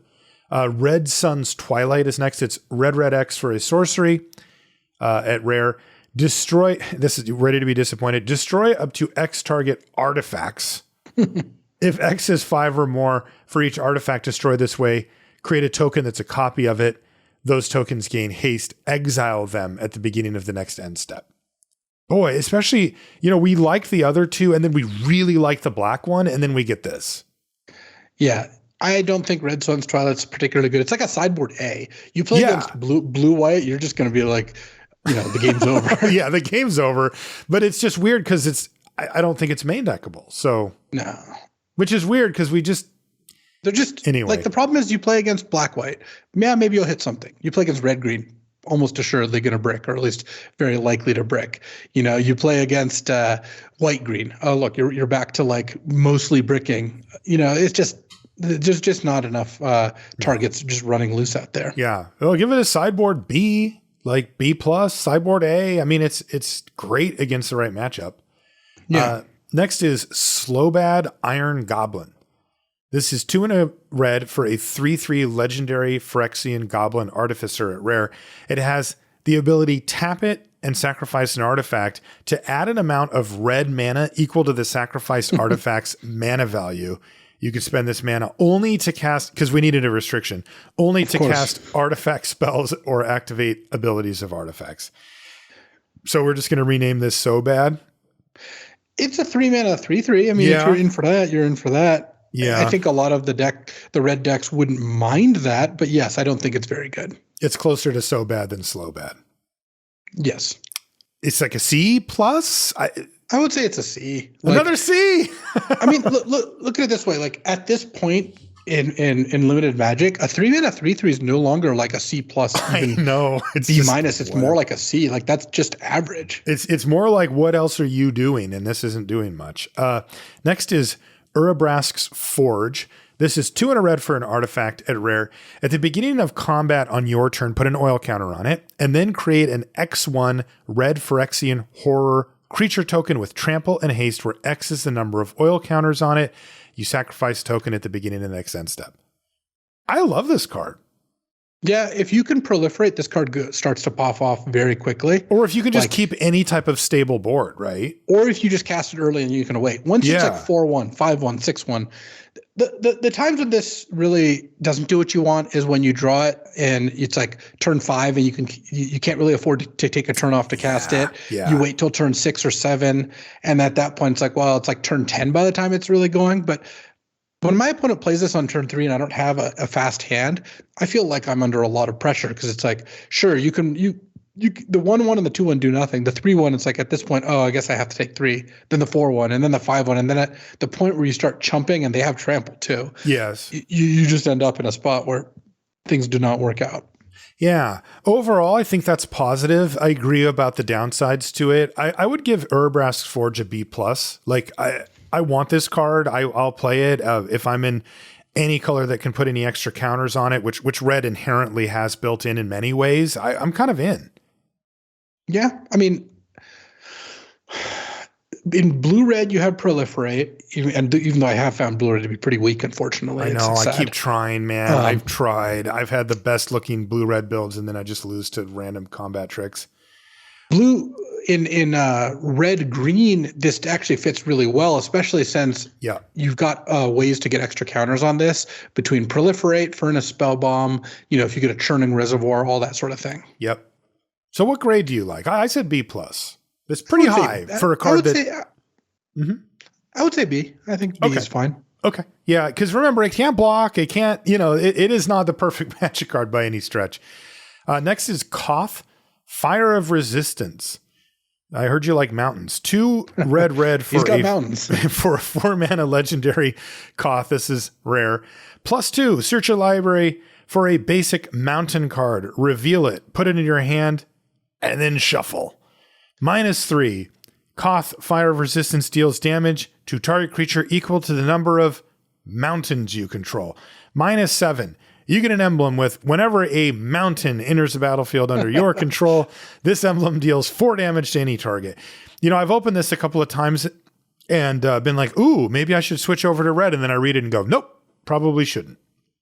Well, it's not that it's a bad card, but if I'm not in red, it's like, it's not that I wouldn't switch into it. It's not that kind of card, but if you have a heavy red deck, you can play this -3 it, and if they can't kill it right away, you then +2 it, and then you're on track to -3 it again. Mm-hmm.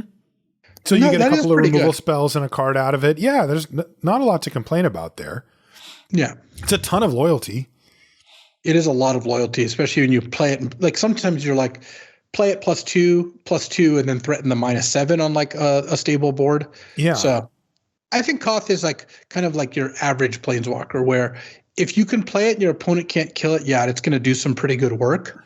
But that's true of most Planeswalkers. And this does have the heavy red component where you need to have like 2 to 3 mountains in play to make the -3 good just to start out with. Though I guess you kind of by definition have 2 in play unless you're going off with Prophetic Prisms. Right. So the question also becomes, how mountain heavy does your deck need to be to make Koth worth it? Like if you're 9/8? Yeah, you can play it in 9/8. And 9 mountains, you're like, okay.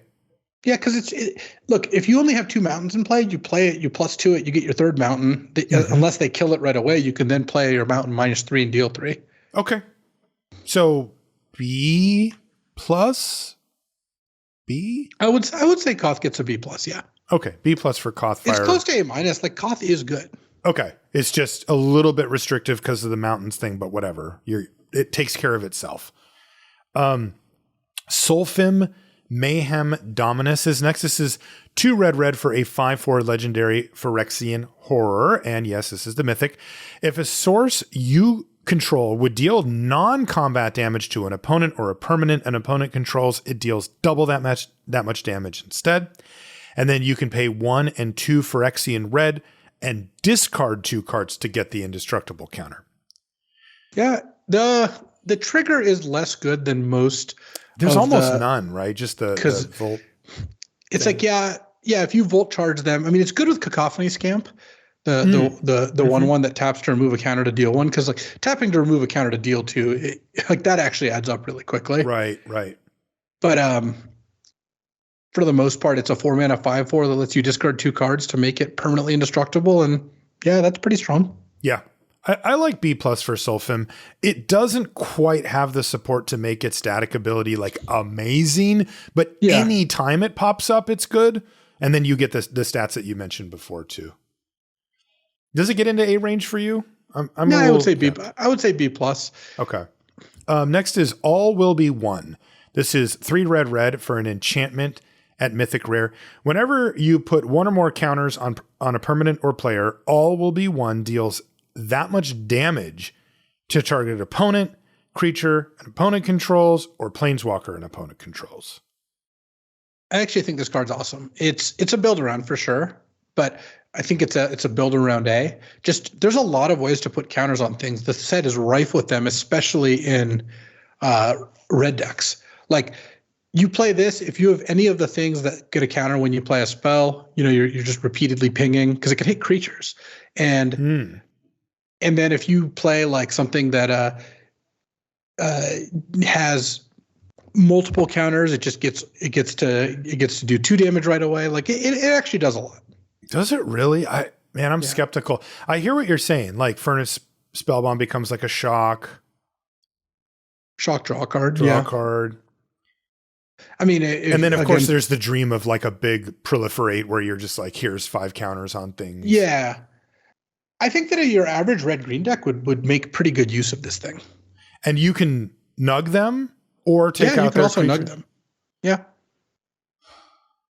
Look, it's a build around. It's not always going to fit, but like, I don't know. Imagine you have this with like a Rustvine Cultivator and you're just like, sure. tap, deal 1, tap, deal 1. Like that's really strong, right? Yes. There's also the uncommon red 3/2 that puts the magmatic dude. Yeah. Sprinter. I mean, that just repeatedly does this. Okay. I'm coming around a little bit. This whole set just works with this. And you're thinking red-green is its natural home? Red-green or red-blue, but I think red-green's a stronger deck in general. Yeah. Also, it's not going to come up too often because it's red, but this does work when you poison them. Oh, yeah. Interesting. So, okay. So we're firmly in build-around grade here. What grade are we talking? I think A. I think it's a build around A. It's build around A. Okay, so it has that super high ceiling. I think you can first pick this and just draft a deck where All We Want is just going to be fantastic in your deck. Well, I'll tell you what. Once I open one, I'll get right back to you on it. Next is Dragon Wing Glider. This is 3 red for an artifact equipment at rare. It has 4 Mirrodin, and the equipped creature gets +2/+2 and has flying and haste. So you get a 5 mana 4/4 flying haste. The equip cost must be very high, and it is. It's 3 red, but who cares? This is a Goldspan dragon that, like, when they kill the dragon, lets you make a new one. Like, yeah. And this card's an A. It's fantastic. Wow, what a great card. Dragon Wing Glider gets an A. Do we have to talk about this card, Luis, really? Last red card is Capricious Hellraiser. What an interesting, cool card. It is 3 red. This one, yeah. It's a Phyrexian Dragon at Mythic Rare. This spell costs 3 less to cast if you have 9 or more cards in your graveyard, which, by the way, brings it to just triple red. It's a 4/4 flyer, and when it enters the battlefield, exile 3 cards at random from your graveyard. Choose a non-creature, non-land card from among them and copy it. You may cast a copy without paying its mana cost. So you're not going to cast it for 3 mana that often, and it doesn't matter that much if you do, because this isn't constructed where you like are dumping 5 cards at once into your graveyard. Right. But you are getting a 6 mana 4/4 flyer that has a pretty good chance of playing something out of your graveyard. Like, yeah, you have to have a mix of creatures and spells, or sorry, non-creature spells, in order to have that happen. But that's not impossible to do. No, not at all. And I mean, you could even hit something nice like a removal spell for free, something like that. This one's a little bit difficult to grade, right? Because if we take the cost reduction off the table, for the most part, we're looking at a 6 mana 4/4 flyer, which is not great, with a chance of getting us a free spell, which is pretty good, but it's not 100%. This isn't an easy A for me. No, I don't think it's an A at all. Yeah. I think it's a B. I would give Capricious Hellraiser a B. The triple red is also that's tough. Pretty scary because it's like you have 6 lands in play, but just 4 forests, 2 mountains. All of a sudden, you just can't cast your 6-drop. It's so brutal. Yeah, we'll go B. We should give it an F. Last color is green, and it's Green Sun's Twilight to start things out. It is X and green for sorcery speed. This one's, of course, rare. Reveal the top X +1 cards of your library. Choose a creature card and or a land card from among them. Put those cards into your hand and the rest in the bottom of your library in a random order. But if X is 5 or more, instead put the chosen cards on the battlefield or into your hand. You can choose, and the rest on the bottom in a random order. I got to play this card. Cute. Yeah, this card's good, man. I played it, and I just, it wasn't hard to get X to 5 or more, and it was great. You even get the land untapped in case that matters, which sometimes it does. You have to view this card kind of as a creature, right? It's like sorcery speed, a little bit clunky, but I found it well worth it in my deck. I liked it a lot. Yeah, I mean, it looks pretty sweet, and if you're mana screwed, you have 3 mana, you can just cast this for 3 mana, and then look at 3 cards and probably get a land, and maybe if you're lucky, get a creature, especially in a deck that's got lots of creatures. And then of course at 6 mana, getting to look at 6 cards, put the best creature into play, put a land into play, seems pretty good. Yeah. It wasn't nice clean 2 mind-blowing. for 1. Yeah. I would, it's a B- to me. Yeah, I was going to say B-, C+. Yeah, C+, B-. Next is Venerated Rot Priest. This is green for a 1/2 Phyrexian Druid at rare. It's got Toxic 1, and whenever a creature you control becomes the target of a spell, target opponent gets a poison counter. This card's pretty dangerous. Pretty annoying. I have gotten served by this card before, and it makes your combat tricks into extra poison. It just, it's got Toxic 1, so you can, if you play it early, you can get some free kind of poison in. It's the kind of card when if you get your opponent to 6 or 7 poison, then play this, they're in a lot of trouble. Yeah, and it's a lightning rod, right? They got to kill it, and if they try to kill it and then you save it, they just got 2 poison counters. It's just like a demolishing. Yeah, that's really nasty. I like B for Venerated Rot Priest. Yeah, me too. Bloated Contaminator. Contaminator? Is that how you spell Contaminator? Yeah. Okay. It's 2 and a green for a Phyrexian Beast at rare. It's a 4/4 Trample Toxic 1. Now that does exceed, right? We were saying 3/3 for 3 doesn't quite cut it, but 4/4 Trample Toxic 1 for 3 definitely does. And it says whenever Bloated Contaminator deals combat damage to a player, proliferate. Yeah, so it's dang. It's 3 mana 4/4 trample's already, again, you're really happy with that. And it has better than Toxic 2 because whenever it hits them, it by definition poisons them for 2, but also proliferates on all your other stuff if you care about that. And it works the way you want, even on the first Toxic, right? Yes. Yeah. It'll trigger and then do the thing. Well, that seems awesome.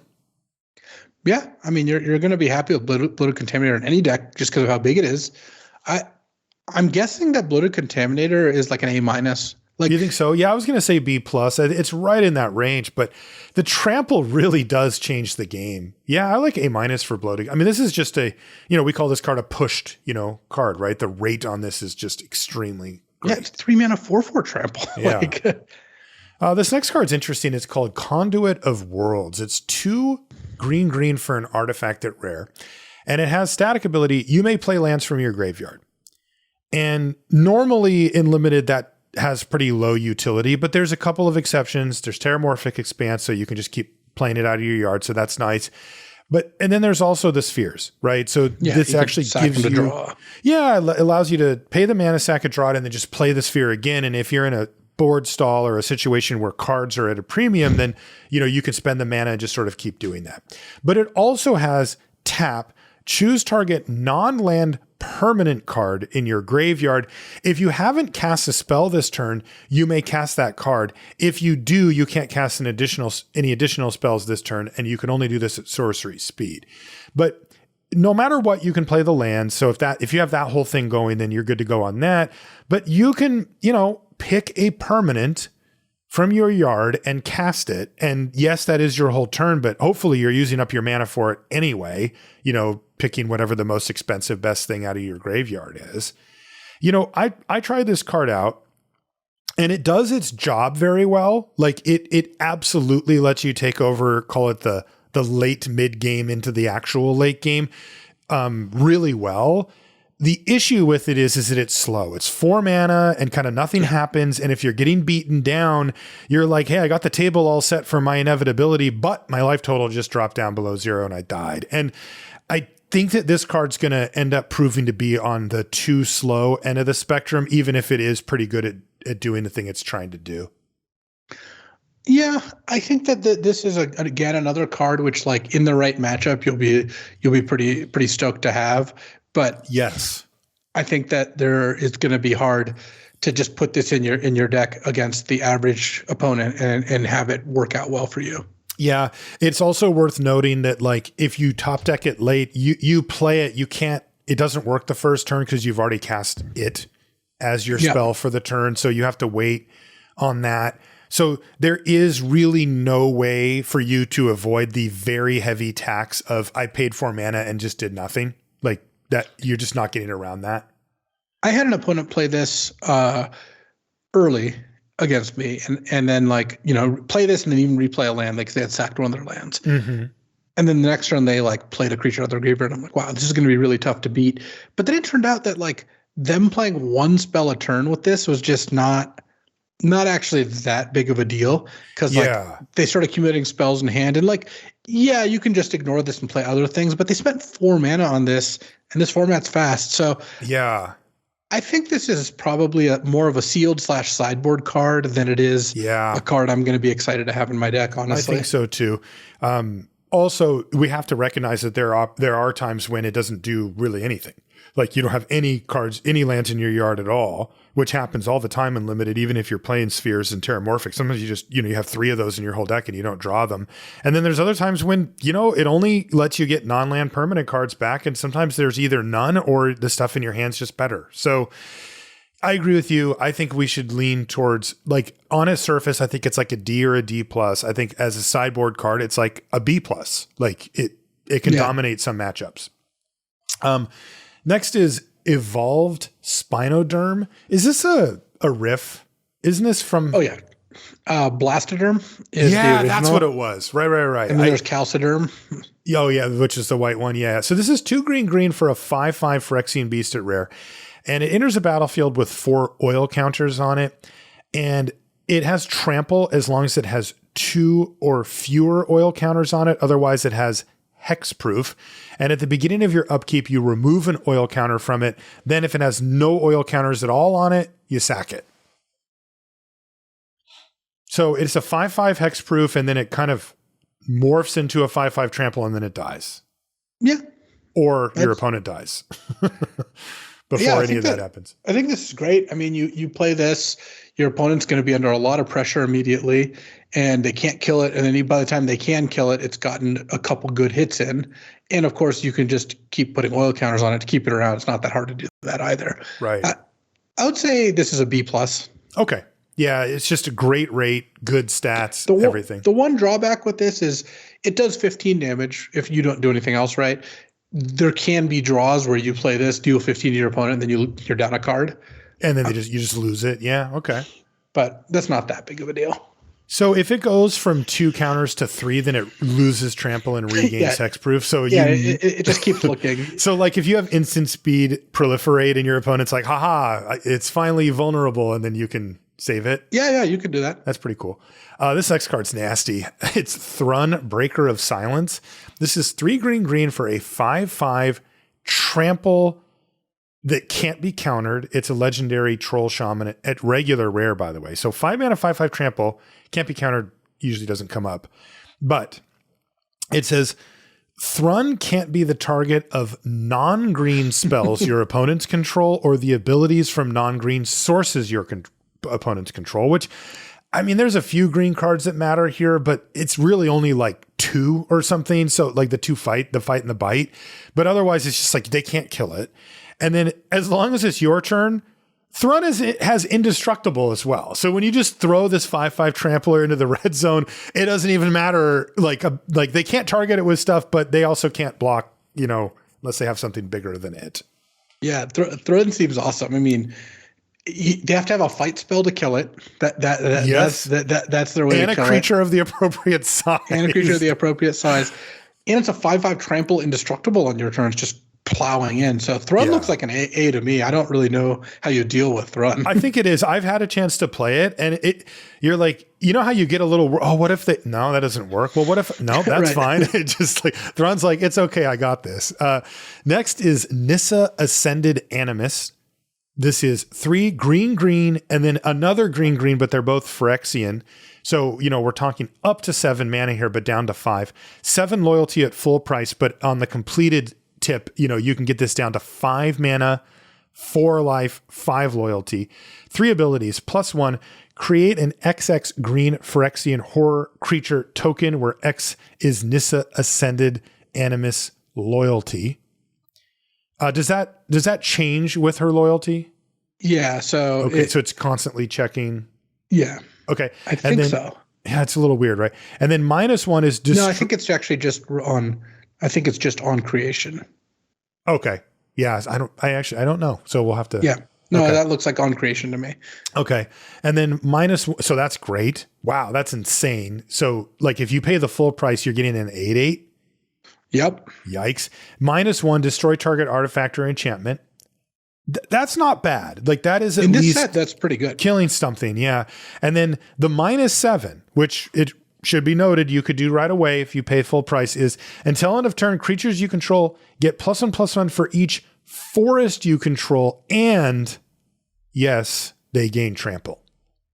So like you can just play this as a 7 mana overrun. That's like +4/+4 to your team or whatever. Totally. You could do that. Now you can't do that if you completed it. But this one's pretty great. Normally, we're kind of looking for some combination of get me a card, or sometimes that's substituted for like get me a creature on the battlefield like this one, and then kill or delay a blocker. And this one doesn't quite have that, but it's close. Like -1, destroy an artifact or enchantment in this set will some percentage of the time be that, but it's not 100. It's probably like a quarter of the time or a third of the time or something. And then this one just has this wrinkle of like, I could save up till 7 mana and just overrun you. And you really don't need much of a board. If you have 3 forests, you're probably good. If you have 4 or 5, it's over. Like even with just 3 creatures, 4 creatures, like the game's completely done. Yeah, I mean, Nissa kind of does it all. Like, there's just a lot of different ways you can play Nissa, and they're all really good. Yeah. Up to and including casting it on turn 5 if you just forced to, or it'll come into play with just 3 loyalty. And then what, you still get a 6/6? Well, if you cast it with double Phyrexian, you end up with 3 loyalty to start with. Oh, the completed takes away for each one that you do? Yeah. Oh, I didn't realize that. Oh, okay. But it's still very, very good. So it's 4. So you get a 4/4. Yeah, you get a 4/4 and a 4 loyalty planeswalker. Or if you've got blockers, you can blow up an artifact or enchantment, which in some cases will be like their best creature. Right, totally. What do you want to give Nissa? I mean, that's a pretty steep mana cost, but I mean, she pays you back. Kind of, yeah. You can cast it on the cheap. I would give Nissa an A. Yeah, I think so too. I think Nissa's just good. This next card's cool, but I don't know. I did lose to it once. It's Tyrannax Rex. It's 4 green, 7 mana, 8/8 Phyrexian dinosaur at Mythic Rare. It cannot be countered. It has trample, haste. It also happens to have ward 4, and it also happens to have toxic 4. Yeah, so it's a type of card that if you can get on the battlefield is just disgusting, but it's 7 mana. 7 mana, Doesn't probably kill them right away because unless you've been pressuring them, it's like, but the decks that can reliably get to 7 don't typically pressure their opponents that much. And then it isn't like that great defensively. Like, look, there's some games where this card's going to be amazing. It's certainly a dangerous card. I think in general, you'd rather have like the 3 mana 3/3 that gets you a land, right? Like if you're going to pick one of those or Bolt Charge or any of those things. So I would give Tyrannax Rex like a B-. Yeah, I think so too. If you have some ramp, you need a finisher, you can put it in your deck. It is devastating when it hits. It is. It is a game-ending spell.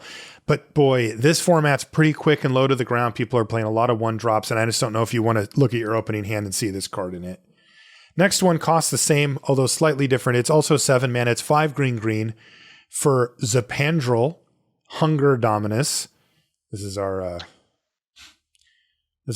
avatar. Yeah. Legendary Phyrexian Horror.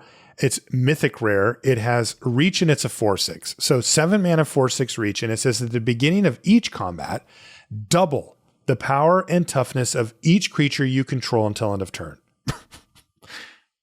What? Every combat, your creatures just double up?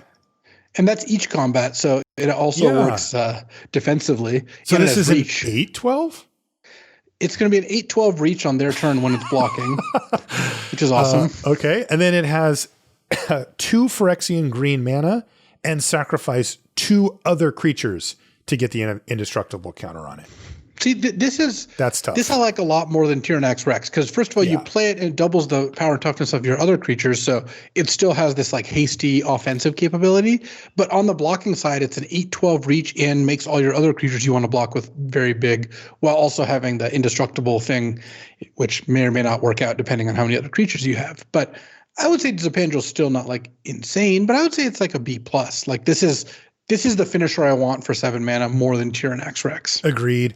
Yeah, and this one is particularly stings with the mana because you have to sacrifice 2 other creatures, which of course is the whole reason that you're playing Zapandrel is to pump those creatures up. Okay, we've got a few artifacts and a few lands, and then we are done. Our first artifact is called Monument to Perfection, and it is most definitely not that. It is 2 mana for an artifact at rare. And it's got some activated abilities. You can pay 3 and tap it to search your library for a basic, sphere, or locus land card, reveal it, and put it into your hand, and then shuffle. So you're 5 mana to get a land. And then you can pay 3 and have Monument to Perfection become a 9/9 Phyrexian construct artifact creature, loses all abilities, and gains indestructible and toxic 9. You can activate only if there are 9 or more lands with different names among the basic, sphere, and locus lands you control. So it's a Journeyer's Kite where you pay 2 mana and then 3 tap to search for a land. You just can't do that in this format. And then the activated ability is never going to happen. So it might actually be impossible, right? Like really hard. But straight up F. F. Next is Soulless Jailer. This is 2 mana for a 0/4 artifact creature. It's a Phyrexian Golem. It's rare. So 2 mana 0/4. It says permanent cards in graveyards can't enter the battlefield. Don't care. And players can't cast non-creature spells from graveyards or exile. There's like 1 card with flashback in this set. Yeah, there's the Call to Herd beast thing. Right. Yeah, I would say this is an F as well. It's an F. I mean, I can't imagine that you really need a 2 mana 0/4 artifact creature like that's going to be that important to put in your deck. Next is Tablet of Completion. This is 2 mana for an artifact at rare. It's got 3 activated abilities. Tap, put an oil counter on it. You can tap and add colorless mana. Activate only if Tablet of Completion has 2 or more oil counters on it. And you can pay 1, tap and draw a card. Activate only if Tablet of Completion has 5 or more oil counters on it. This is the type of card that I'm talking about where like, this is fun. This is cool stuff. This is a goal. This is proliferate. And I just can't imagine that this is ever what I want to be doing on turn 2 in the format based on my, 3 days it's of play. It's a mana rock that takes 2 turns to start working. It works on the 3rd turn you have it in play. And then later, it's cute that it transforms into a draw card thing, but you have to wait 3 additional turns of not using it for mana to do that. So you can't do that. If you had a lot of proliferate, I could see it. I don't know why you would have a lot of proliferate, but Yeah. if you did, then yes, this card could actually get some mileage. But I would say it's a D or an F, probably closer to a D. It's not the worst if you play it. No, and it looks fun. It's just, I mean, the way that I frame these for this set so far, and it's based on what I've been playing, like the cards I've been playing, once again, is Crawling Chorus. Okay. So I play Crawling Chorus on turn 1, and your turn 2 play is Tablet of Completion. I'm thrilled. Like, I couldn't be happier that that's what you decided to do with your mana, which is nothing. Right. And I'm going to get 2 extra toxic counter or poison counters on you. And, I'm going to be able to finish you off. So yeah, it's tough because I want cards like this to be in the C plus B minus range where it's like, yeah, you should go for that. That's a fun card. It does cool stuff, but I feel like the format doesn't support it. Next is the Filigree Silex. This is 2 mana for a legendary artifact at rare. It says tap, put an oil counter on it. Tap, sacrifice it, destroy each non-land permanent with mana value equal to the number of oil counters on it. And the third ability is tap, remove 10 oil counters from among permanents you control and sacrifice this. It deals 10 damage to any target. I actually am more impressed with this card than I thought I would be. It's a ratchet bomb, right? Mm-hmm. You can charge it up and blow up all permanents of that cost. But that's not really why I think the card is good. I think that's kind of a mediocre usage of the card. What I'm excited about is in the red-green deck, this is a 2 mana deal 10 if you can get some setup. Because this charges itself 1 per turn. Every other thing gets, has oil counters on it. If you proliferate, you get like 2-3 oil counters. It's at the very least dangerous. I don't know how good it is exactly, but I've seen games where it's been quite strong. Yeah, and if you put this, on my scale, on the Crawling Chorus scale, it's not amazing, but you could do worse. Like if you get this up to 2 and blow it up or 3 and blow it up, it kills all the small aggro, toxic, non-toxic stuff. Yeah. I don't know how good it is. I mean, we're also living in the world where we got to cast it on turn 2 rather than drew it later, in which case it gets really bad. Well, I assume Filigree Silex is like a D. Like one of the things I like about the card though is it has the ratchet bomb threat, which is kind of sometimes will make your opponent play a little slower. And then once that happens, you end up in a spot where your opponent gives you time to ramp up the oil counters on it. That's true. And to develop your board. And now you can be like, you know what? I was never going to pop it for that. I'm going for the 10 oil counters and to kill something or kill you. I would give Filigree Silex a D. Like I still think it's a little clunky and a little, the 2 abilities are a little bit too disparate. Like one of them is like kill you and the other one is like somehow, clean off like small creatures on the board or whatever. I think it's closer to a C in the right deck, like a build around C. Okay. Next is Zenith Chronicler. This is 2 mana for an artifact creature. It's Phyrexian construct at rare. It says whenever a player casts their first multicolored spell each turn, each other player draws a card. It's also a 3/1. If you have no multicolored cards in your deck, it's 2 mana 3/1 with upside. And yeah, that's true. Every now and then it'll draw you a card. I don't know why it's first multicolored spell. Who's casting so many that it matters? But yeah. This is a C. Like if you have to put it in your deck, any deck wouldn't mind a 2 mana 3/1 that's easy to cast. Yeah. There you go. C for Zenith Chronicler next. But what if you do have gold cards? You should probably not put this in your deck because at all. It will work for your opponent, unfortunately. Mirren Safehouse is next. It's 3 mana for an artifact at rare. As long as Mirren Safehouse is on the battlefield, it has all activated abilities of all land cards in all graveyards. Yeah. So the best case is you can sack it to draw a card or something. It's like the worst skull bomb ever. So that's an F for Mirren Safehouse. Next is Staff of Completion. This is 3 mana for an artifact. It's mythic. And yes, it does have 5 activated abilities. You can tap it and pay a life to destroy target permanent you own. You can tap it and pay 2 life to add 1 mana of any color. You can tap it and pay 3 life to proliferate. You can tap it and pay 4 freaking life to draw a card. And you can pay 5 mana to untap it. Boy, this life cost is steep. Yeah, the life cost adds up. I'm not into this one. They actually make you pay the life to blow up your own permanent. It's Yeah. Good God.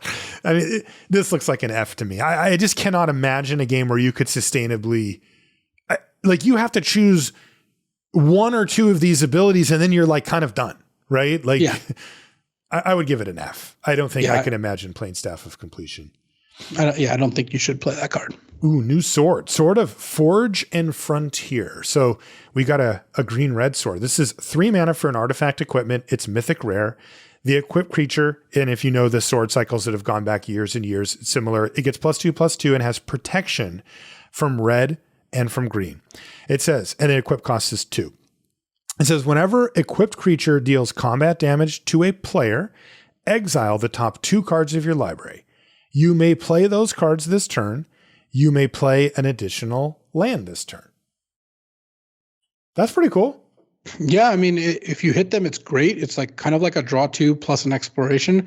And then it's also sometimes pro red and like pro 2 colors, which these in case happen to be 2 of the best colors, red certainly, is great. And sometimes you just play against someone who's 1 or 2 of those colors and just the whole thing just completely demolishes them. Totally. And these cards are really good on, the rate is fine at 3 mana, 2 to equip +2/+2 is already fine. So yeah, Sword of Forge and Frontier, A-, I guess. I would just give this an A. I think Would you? It's just really, really strong. I mean, these swords are always just so good. Imagine they don't have a good blocker for this. You just play it and just nug them for a million. Worse than some of the ones we've had over the years, though. I mean, yeah, it just is straight up drawing worse. cards and blowing up stuff on board and whatever. Yeah, sure. A for Sword of Forge and Frontier. Close to drawing, but yes, if you're tapped out, it might not work out. This next card is so funny. I got this on day 1, and it's called Argenta Masticore, and I'm like, well, I'm just going to take it, and I'll read the rest later. And I did exactly that. It's 5 mana for a 5/5 artifact creature, Phyrexian Masticore at regular rare. One of the best regular rares. It's got first strike and protection from multicolored. Multicolor doesn't come up too often, but first strike definitely does. It says at the beginning of your upkeep, sacrifice it unless you discard a card. When you discard a card this way, destroy target non-land permanent an opponent controls with mana value less than or equal to the mana value of the discarded card. I cast this card and proceeded to absolutely demolish my opponent every single time. Like, this must be answered. If they don't, the game's done. I have never beaten this card, and I have never lost to it while I had it on my side. Like, you have to discard a card every turn, but a lot of the time, those cards that you're discarding are going to deal damage, or not deal damage, but kill one of their things. Mm-hmm. So you're getting some 0 mana terminates alongside it. Mm-hmm. And even if that's not the case, it's a 5/5 first strike, so it's not like it's losing in combat, and your opponent will have to block it. Yes. Like, they're going to die to it very quickly. Yes. So, it's a fantastic card. I would give Argenta Masticore an A. Me too. Love that card. Next card's not getting an A. This is Gra's Unstoppable Juggernaut. It's funny, though. It's 8 mana for a 7/5 legendary artifact creature, Juggernaut at rare. Juggernauts you control attack each combat if able. Juggernauts you control can't be blocked by walls. That's right, baby. We're keeping it old school. Other creatures you control have base power and toughness 5/3 and are juggernauts in addition to their other creature type. I mean, this is awesome, right? Like, it's really funny. It literally just turns all your creature into OG Juggernaut. I mean, that is fantastic. Slight downside, it costs 8 mana. Yeah. So it's an F. I would not put this card in my deck. I just don't think it's good. At 8 mana, yes, it's cute, but it doesn't even give your creatures tons of toughness. So no. I think it may downgrade them. F. It also makes them attack like you may not want to. And yeah. No. So that's it for artifacts, but there are a few lands here. First up is the cycle of lands. I'll use Seachrome Coast as the headliner here. Land at rare, it enters a battlefield tapped unless you control 2 or fewer other lands, and it makes blue or white. And then there's also black, blue, red, black, green, red, and white, green. So where do we pick these cards? I don't pick them that highly, actually. No, I don't think you need to pick them that highly, honestly. Yeah, I mean, like, I'd prefer, in most cases, to have a sphere over one of these. These are really good for constructed, but in limited, they're just okay. You know, they're just often like tap dual land. And that's just, we can do a bit better these days. I would draft these around the D or D plus level. Like if it was both of my colors or if I had a splash, you know, I'd bump it up a little bit, but I'm effectively never prioritizing this cycle. Yeah, I agree. Okay. Next is Mythic, which is a sphere. It's a land sphere. It's rare. It taps to add colorless, and it taps to add 1 mana of any color, but you can activate only if Mythics enter the battlefield this turn. So you get a 1-shot 5-color land, and then it taps colorless after that. And then it has the ability 3 tap, create a 1/1 colorless Phyrexian Might artifact creature token with toxic 1, and this creature can't block. I mean, the fact that it gets any color on ETB means it doesn't really screw you by being colorless, because yeah, sometimes there's a game where you need it to tap for colored mana multiple times, but most of the time what'll happen is you'll play this the turn you need it to tap for a color, and then it's not going to bother you too much that it wasn't providing colors past that. And then late in the game, you can make Phyrexian Mights. I've seen this used to make Eye of Malcator be able to block on the opponent's turn. It's got a bunch of different stuff that it can do that's all pretty cute. So I think Mythic is like a C+, but it's a cool card. Yeah, that's not a bad card. Not a lot of downside there. Next is the Monumental Facade. This is another sphere, and it is rare. And it enters the battlefield with 2 oil counters on it. It taps for colorless, and you can tap it to remove an oil counter, to put an oil counter on target artifact or creature you control at sorcery speed. So it lets you just distribute, like instead of tapping it for mana for a turn, you can throw an oil counter somewhere. Yeah, it's pretty good at pumping something up. But one of the things that I don't think is particularly good about the Monumental Facade is there's not that many creatures that care about having lots of oil counters. It's just one. Yeah. So there are decks that can use this reasonably well, but it's really not as impressive as you might think. Yeah, I don't think I think it would not be worth it to, you know, have a colorless land. That's my instinct. Next is the Mycosynth Gardens. This is another sphere.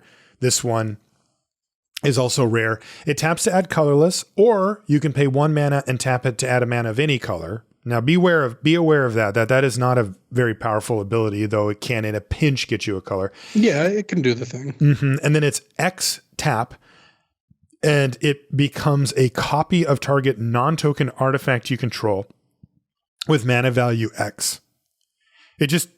So you can just turn it into an artifact at some point. Yeah. And it just stays that way. Yeah, it'll stay that way. It'll be tapped because it's a tap ability, but you can change it into an artifact creature, and then it's just forever an artifact creature. It doesn't keep the ability.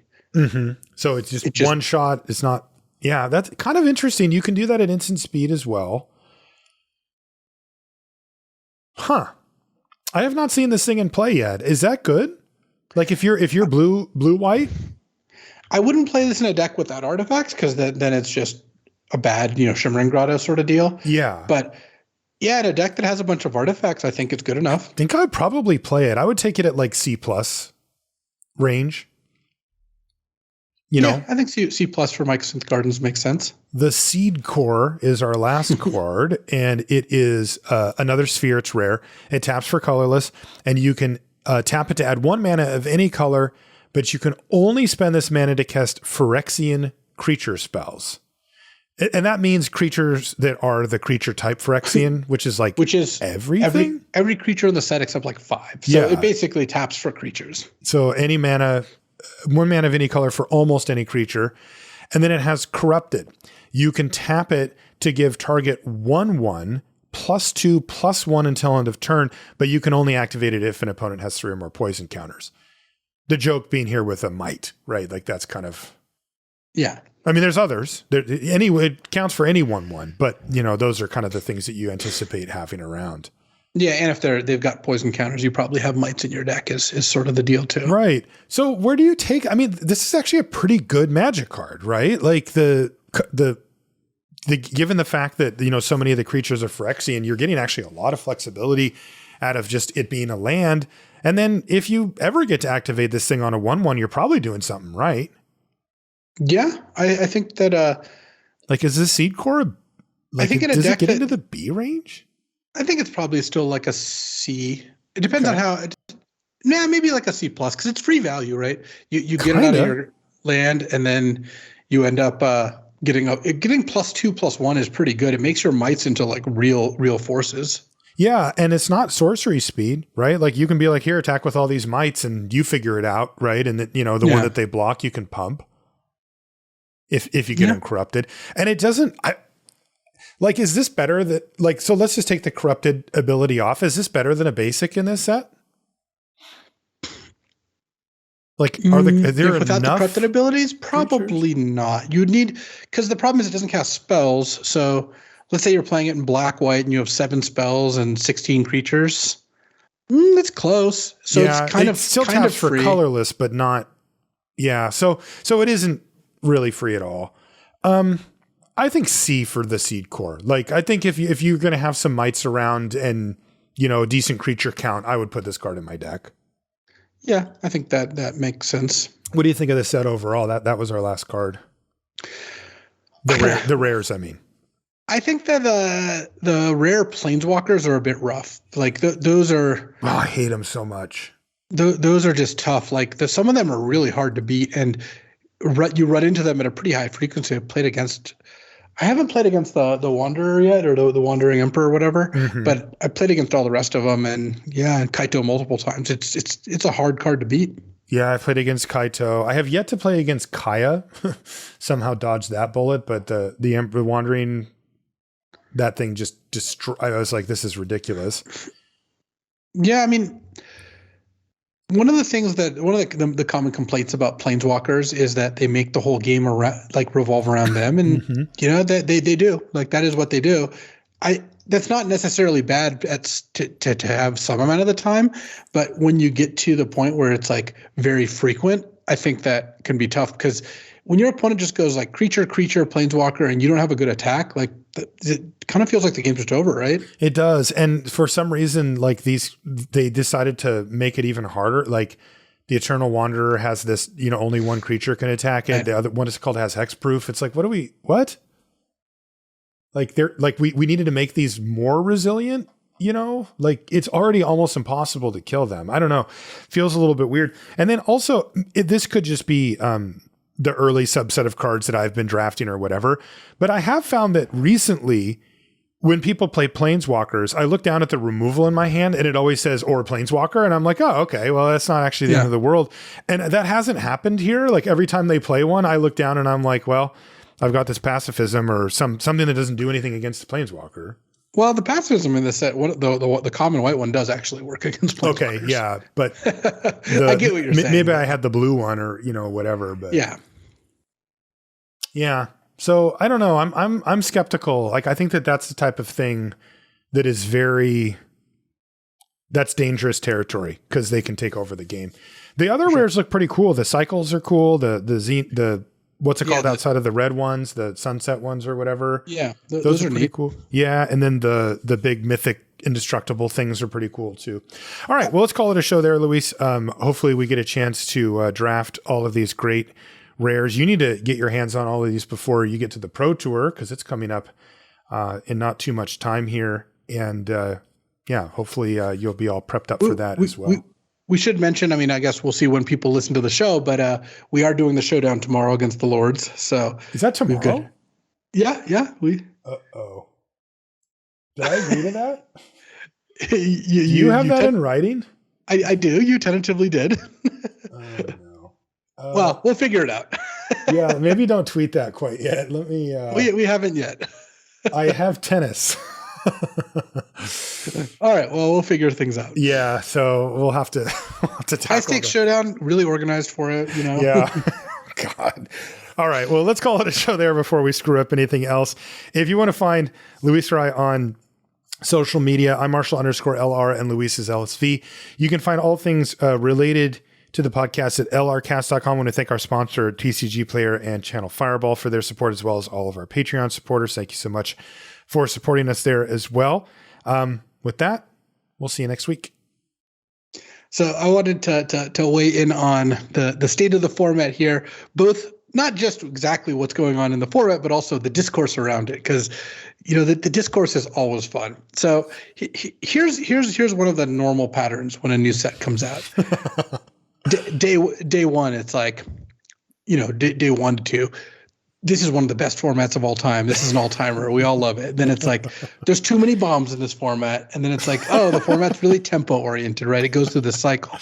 But there's a similar cycle going on with Phyrexia here that you can see, where it's like, day 1, a bunch of people, we're what, 4 days in, we're a couple days into early access was last week, and we've had the set since Tuesday. It's Thursday now. You have people, a lot of influencers, right? People who play Magic a lot, streamers or content creators, being like, this is the worst set of all time. This set's horrible. I hate it. And then you have the stats people with like, this is the fastest set of all time. Look at how fast this set is. And then it's like, no, too much of that data is from early access. There's like arguing about that. Then there's, you always get the brigade of people who's like, it's too early. Give it some time. Let people enjoy things. Note, by the way, I'm not weighing in on the validity of any of these things. I'll at some point share my opinion, but I'm just noting kind of what you see going on. It's like, the thing is, this didn't have to be about Phyrexia. This could have been about really any topic of our time. Yeah.